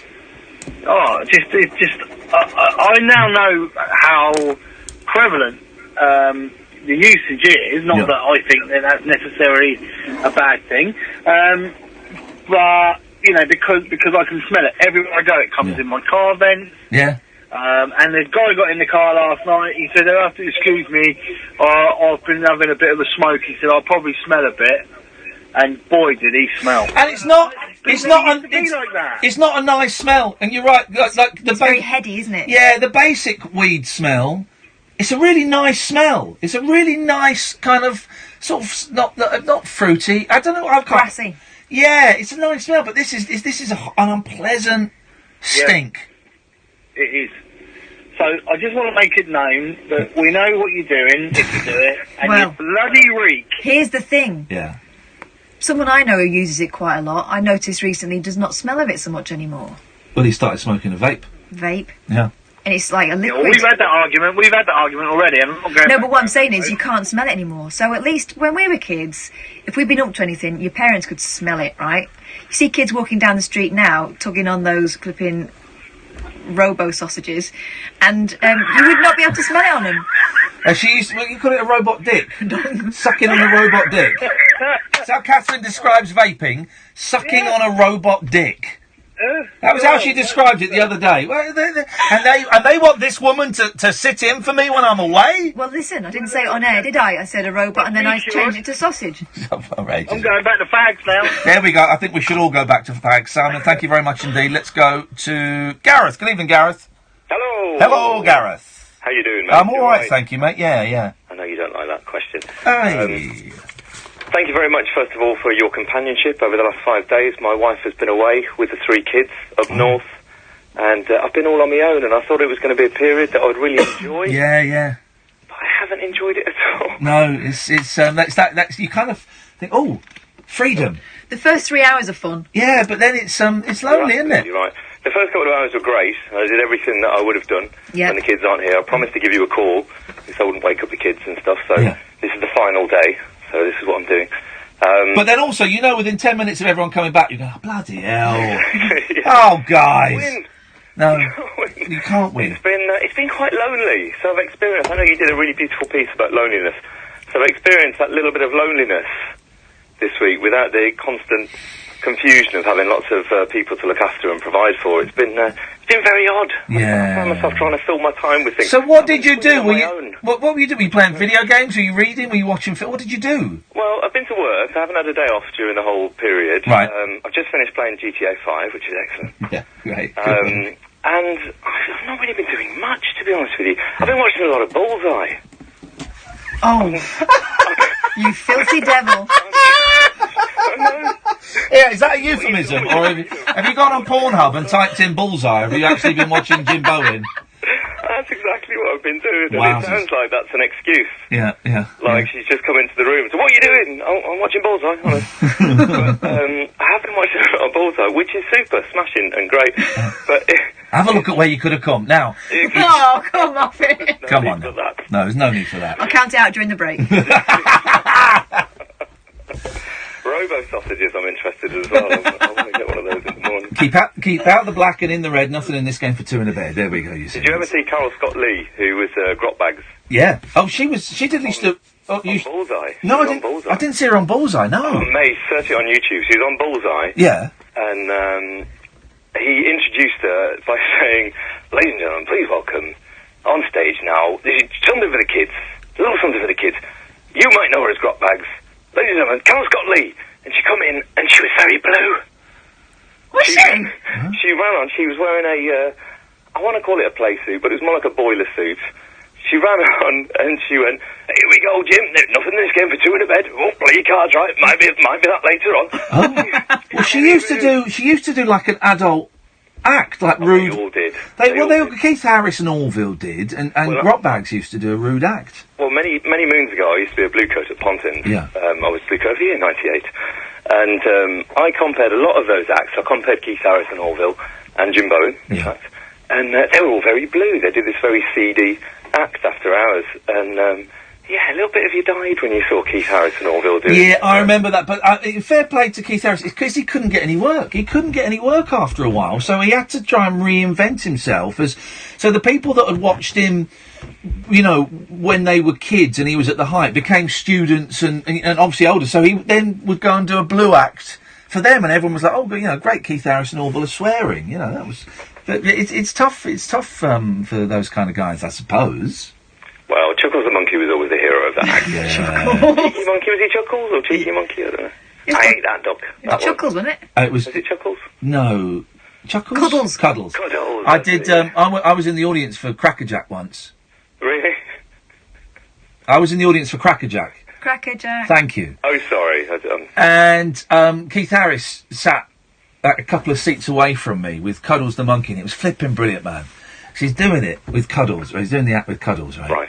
And he's going, right, Cuddles, I've had enough of you. Oh, I don't care. I hate that doctor. I hate you. That's the same voice you do for me. Yeah, you remind me of Cuddles the Monkey. Well, Cuddles, come on now. Oh, I don't care. I've had enough of this. I'm off. And Cuddles got up and ran off.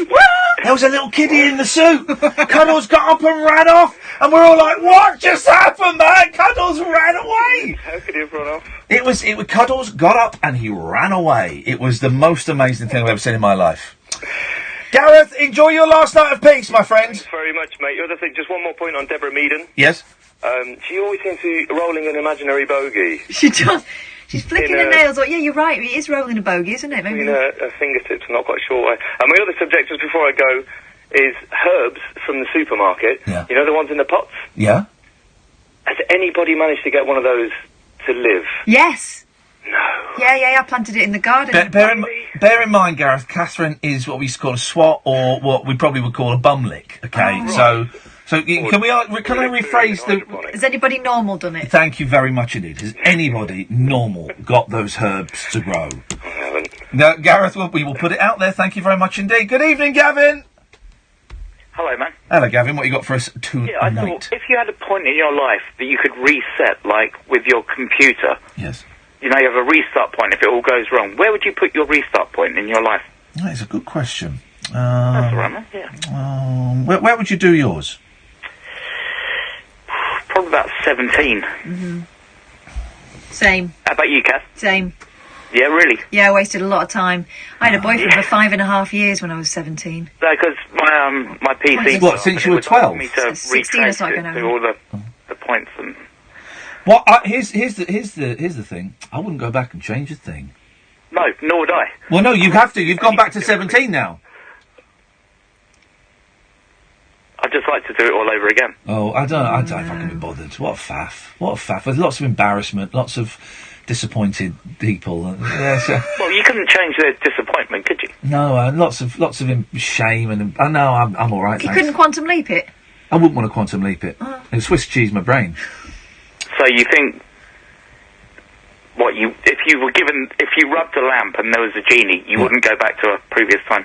I would ask, right, so here's the genie, right? The genie comes out and he says, you've got one wish. What is your wish going to be? No, that's not the option. Well, this is... one time that you No, can go I've changed it. What is your wish going to be, Catherine?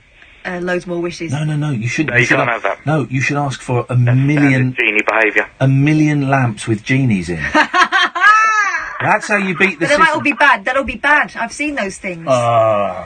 They always trick you. Gavin? How about if you wish for good genies? There you go, you see. You've got to be very specific. They're still tricky. Gavin, thank you very much for that. 03444991000. Another 30 minutes, and then Martin Kellner will be in through the night. This is Talk Radio on DAB, app, and online at talkradio.co.uk. Greetings, Earthlings. We come in peace. We wish to communicate with your leader. I'm Howard Hughes. Join me tomorrow night from 10 for a trip into the outer limits. Untwist the lid on Talk Radio's specimen jar of the psychic, the supernatural. Oh, it's Paul Ross, is it? What day is it today? With Howard Hughes. Paul Ross. Oh, okay. Earth time on Talk Radio. Experience the unconventional, the unpredictable, and the completely unorthodox. Exactly. With rule-free Iain Lee, the late-night alternative with Iain Lee. I've got no internet for the last 4 days. On Talk Radio. It's not Kellner, the slacker. It's Paul Ross, the hardest working man in show business now that James Brown is dead. because he used to be the hardest working man in show business. He was the highest working man in show business. Have you seen He had the highest working wig in show business. Have you seen the interview that James Brown did? James Brown got arrested for driving whilst high. I think he had a gun in the car, and I think he'd also beaten up his missus or threatened his missus or something. It was a pleasant time, right? And he was looking at quite a long prison sentence for drugs. So he was kind of like going on the offensive, or the defensive, I don't know, with the press to prove that he was clean. Right. To prove that he was clean. So he did this interview. It resulted, as a matter of fact, in Brown assaulting his wife with a lead pipe and firing a gun at a car that she was in. Have you seen this?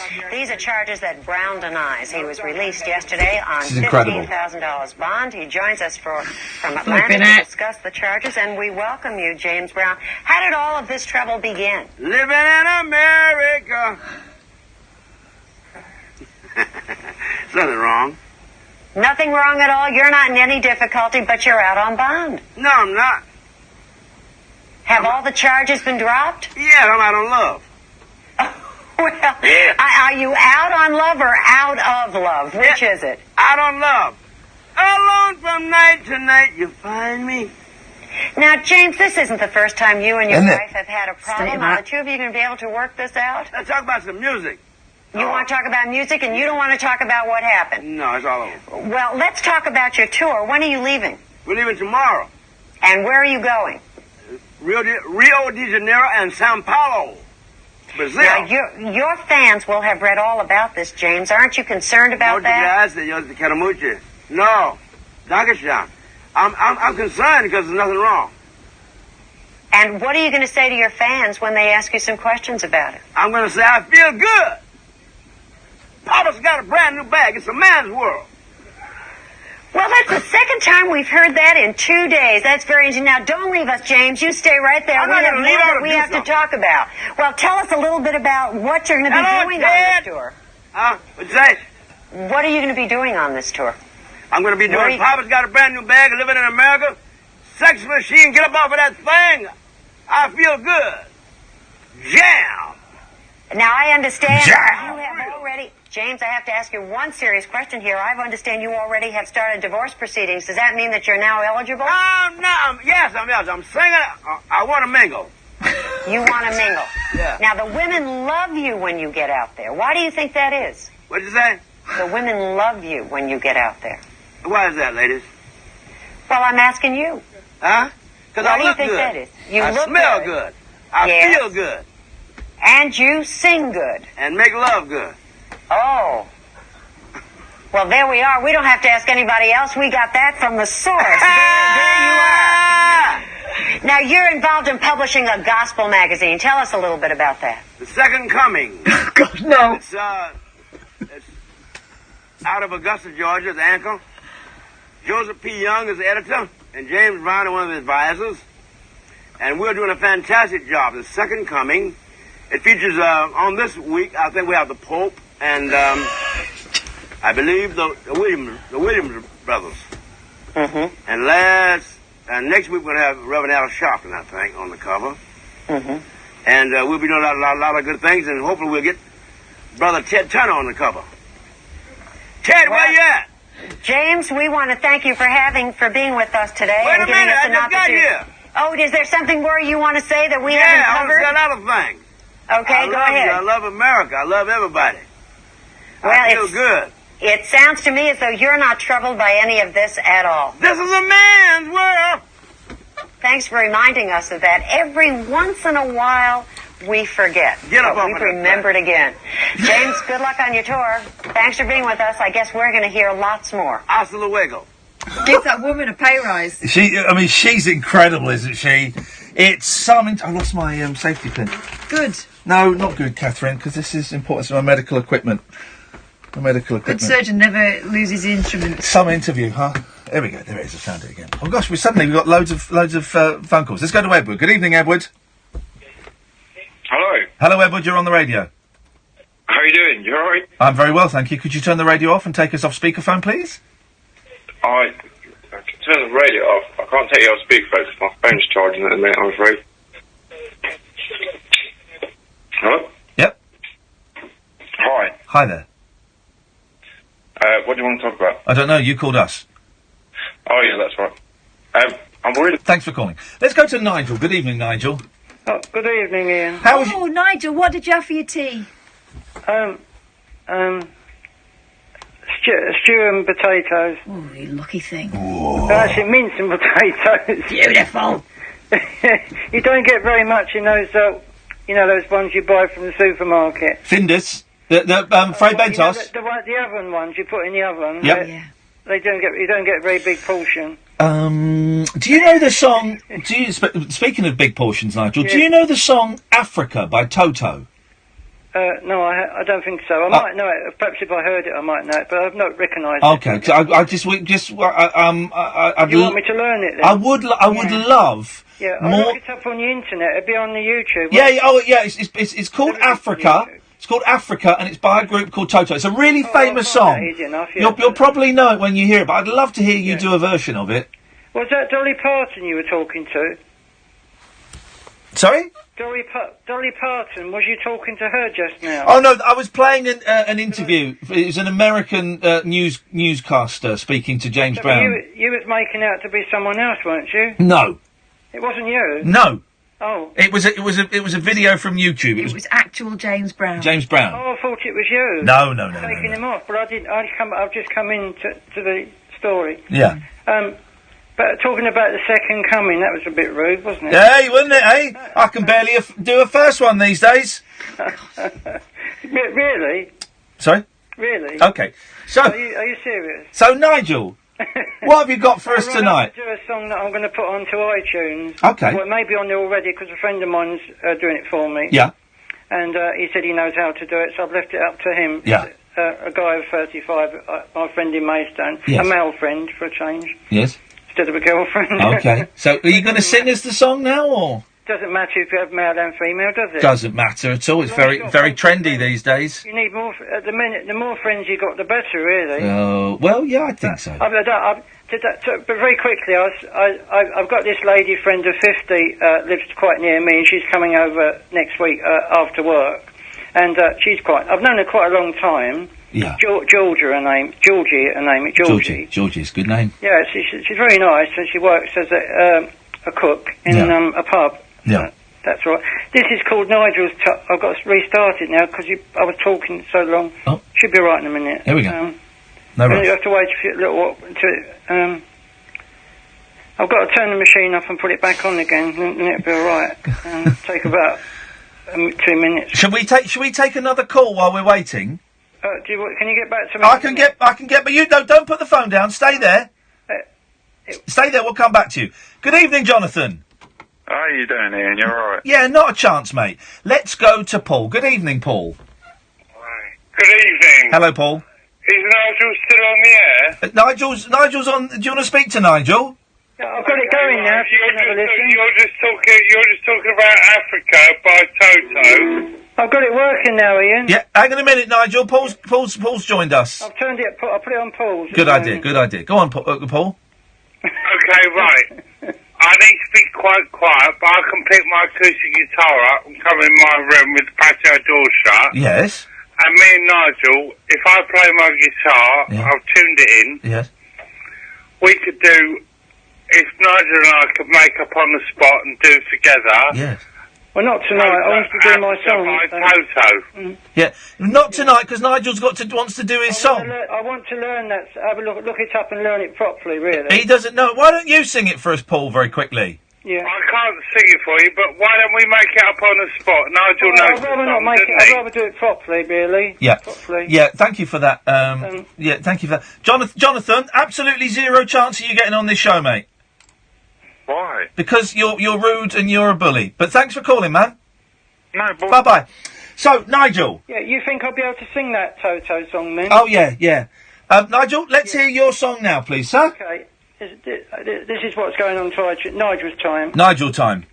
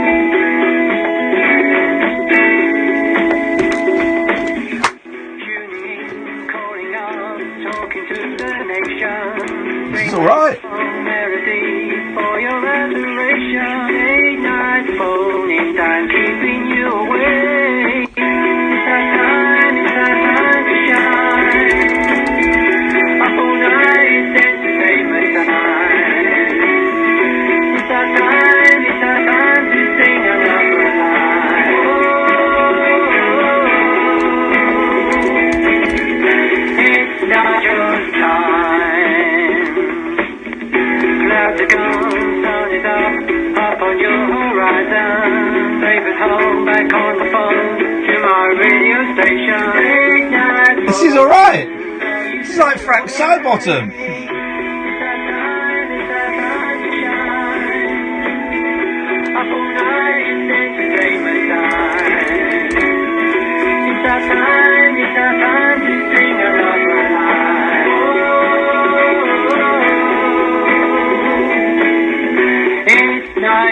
It's Nigel, time to call and make my point. It's time to play a rockish joint.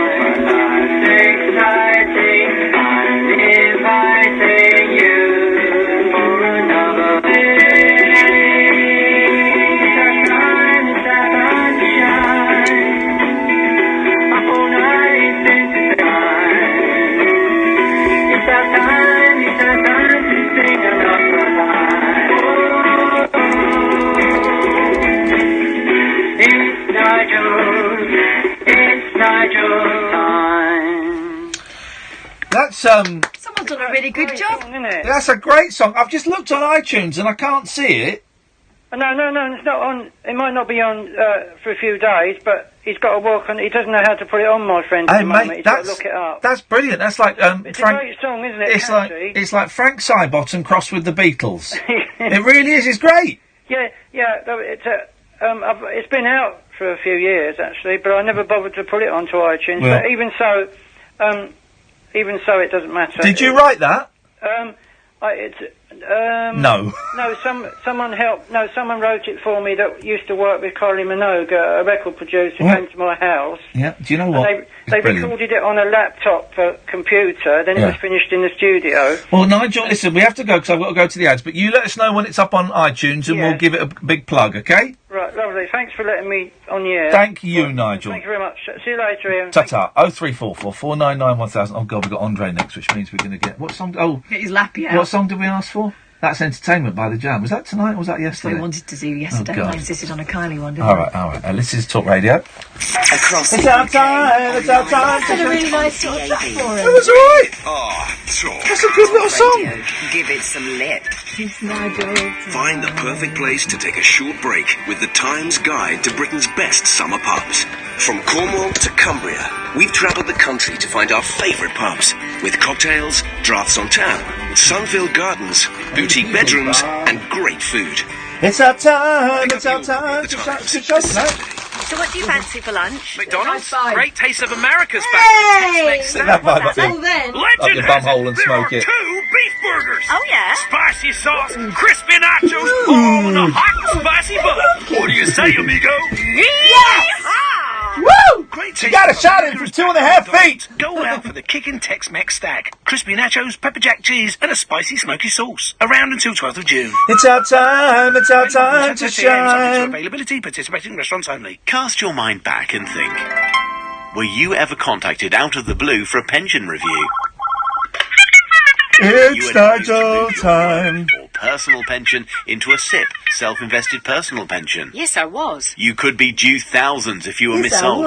would. Money Redress are trusted claim specialists in pension and investment mis-selling. They'll manage the whole claim for you on a no payout, no fee basis, so you can't lose. Text WIN to 85077. Across the UK, online and on DAB. The incredible new sound of Talk Radio. The No Nonsense Breakfast with Julia Hartley Brewer. The biggest breaking news stories, headline-grabbing guests, and razor-sharp opinion. Join me, Julia Hartley Brewer, when I'll be turning up the heat every morning from 6:30 with an essential mix of straight-talking debate, heavyweight political guests, and fearless comedy. Waking up the nation with a brand new breakfast conversation. The no-nonsense breakfast with Julia Hartley Brewer Weekday mornings from 6:30. on Talk Radio. It's a late-night alternative with that man, Iain Lee. There's no strangers here, just When friends you're a you have stranger, don't you seem ugly? Never sent my picture to anyone who didn't request it. The Late Night Alternative with Iain Lee on Talk Radio. Yes.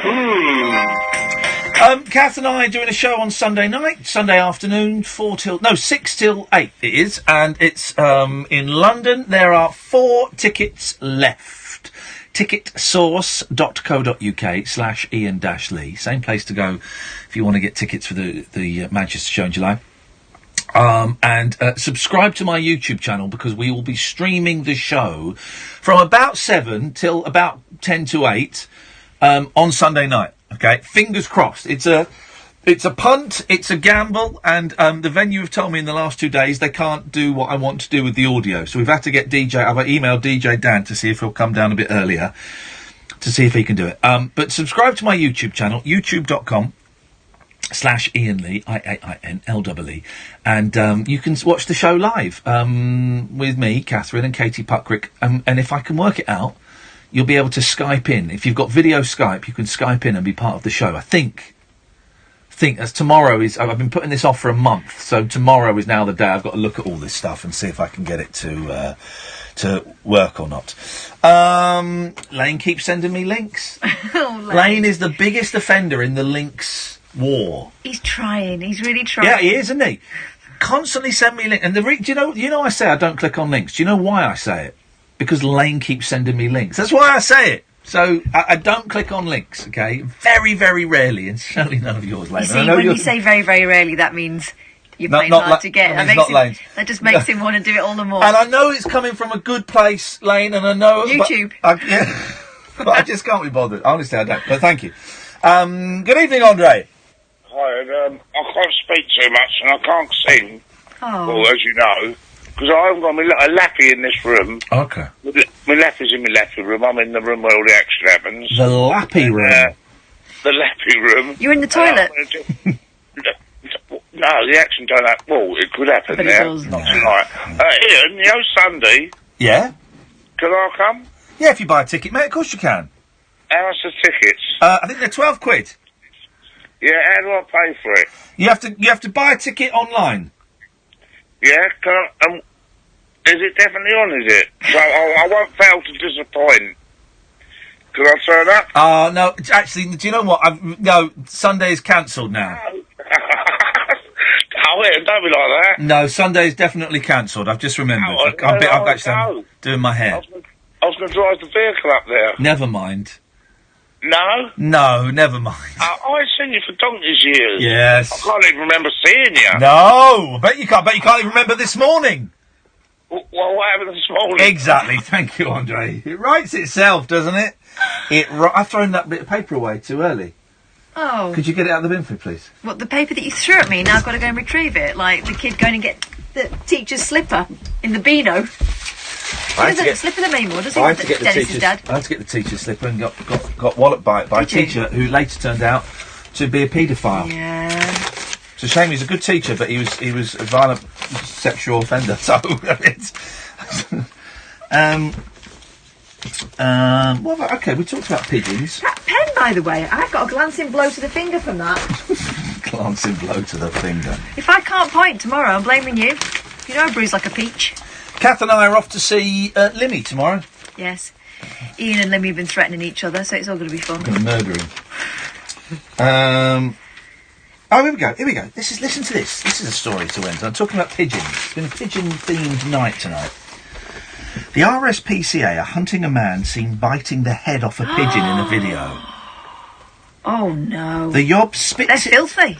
The yob spits it out on the ground as the bird continues to flap its wings. He then tosses the carcass on the floor and spits out feathers. That's horrible. The man picks up the head and poses with it, poking his tongue at a camera. The culprit is a bald man who speaks with a northern accent. I don't know him. He's one of your people. I don't know him. What hair has your dad got? He's got some hair. Okay. He is first seen knocking the pigeon down from a ceiling on what appears to be a building site in the north of England or Wales. Hang on. England or Wales, which one? Well... Separate countries. No, I know, but North Wales, they've got kind of Geordie accents in some parts of it. Okay, mate. What a noisy scratch. Says you! Honestly, that beard, particularly, was like Mr. Twit by the end. I still haven't found a picture of a pigeon's piece. Oh, yes, I have. Yes, line one? hairy nipples. Sorry? Sorry? Okay, fine. Teen Vogue has been slammed for advising its young readers how to get the best summer vagina ever. Wowzers. God. The sister publication of the Fashion Bible published the article on intimate health explaining the unique elements of summer, water, sunshine, sand, sweat can be tricky to navigate. But it was blasted by mums who said it was What was blasted? The article, not the vagina. Right. It was blasted by mums who said it was inappropriate calling it crap. Yeah. Others mocked the author, saying they did not realise their privates change with the seasons, despite the advice by obstetricians and gynecologists. The US Teen Vogue article read, while you may think there's little difference in the TLC she gets every other season... We're calling it she, are we? Ob-gyns, so obstetricians, gynecologists, note that summer is especially important to pay attention to any symptoms, changes and funkiness you notice south of the border. God! Funkiness is smells. Smell, yeah. It's not the fun kind of funkiness that we all like. Here we go. The article suggests wet bathing suits, going camping or hiking, sunbathing naked, sand, outdoor workouts, frequent travel and summer loving are all things to be concerned about regarding intimate health. What? Sunbathing naked? Winter, go mad. Sunbathing naked and outdoor workouts naked? Well, one angry mum tweeted, we should be inspiring girls in education to aim high, not to get their vaginas ready for summer. So true. It's so true. Another message, how on earth is this content appropriate for Teen Vogue, or just appropriate at all? I'm honestly flabbergasted that this has even been published. What next? What next? Winter genitals, keeping up expectations? Get ready for Christmas. Get a bit of glitter on it. A third wrote, oh good, I've been feeling really stuck in spring vagina mode. Another joked, wait, my winter vagina won't work. One wag dismissed the report saying, wait, I need a summer vagina now? I didn't know I was supposed to be switching them out with the seasons. I just can't keep... Let me just get my summer vagina out, Sally. Let me just... There we go, Aunt Sally. That's horrible. Got me summer vagina. Seriously, though. Yeah? As if teenage girls haven't got enough to worry about. Got it. Now they're being told that they've got to keep... They've got to do some sort of seasonal maintenance. Teen girls, you got to keep an eye on your summer vagina. Good evening, Andrew. Good evening, Ian. Good evening, Kath. Hello. Are you summer vagina ready? What? Exactly. Thanks for calling. What you got for us tonight? I've just had something to eat. Lucky you. And I'm thinking you might like it. What? What? I've just had 12 Yorkshire puddings and mint sauce. You're the dirty boy. You sent me a pornographic picture on Twitter. Yes. 12 Aunt Bessie's and mint sauce. Beautiful. And your birthday's coming. The thing, because I remember, I don't know how old you are, Andrew. Yes, I do. You're 48. How did you guess that? Am I right? Yes, exactly. And you'll remember, in the 70s, your mum or your nan would spend most of the roast dinner trying to get the Yorkshires right, and they'd always be a disappointment. Always. Then Aunt Bessie comes along. Come in, Paul.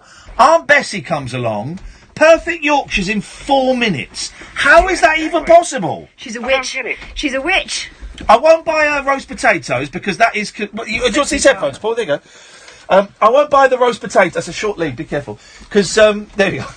I won't buy her roast potatoes because that's cheating. He's tied to the microphone. Oh, bless him, look. like the dog in Tom and Jerry. No, seriously, this is abuse in the workplace. This is harassment. No, they're not a pair down there. You're making a right show of me. No, Kathy's nicked my pair.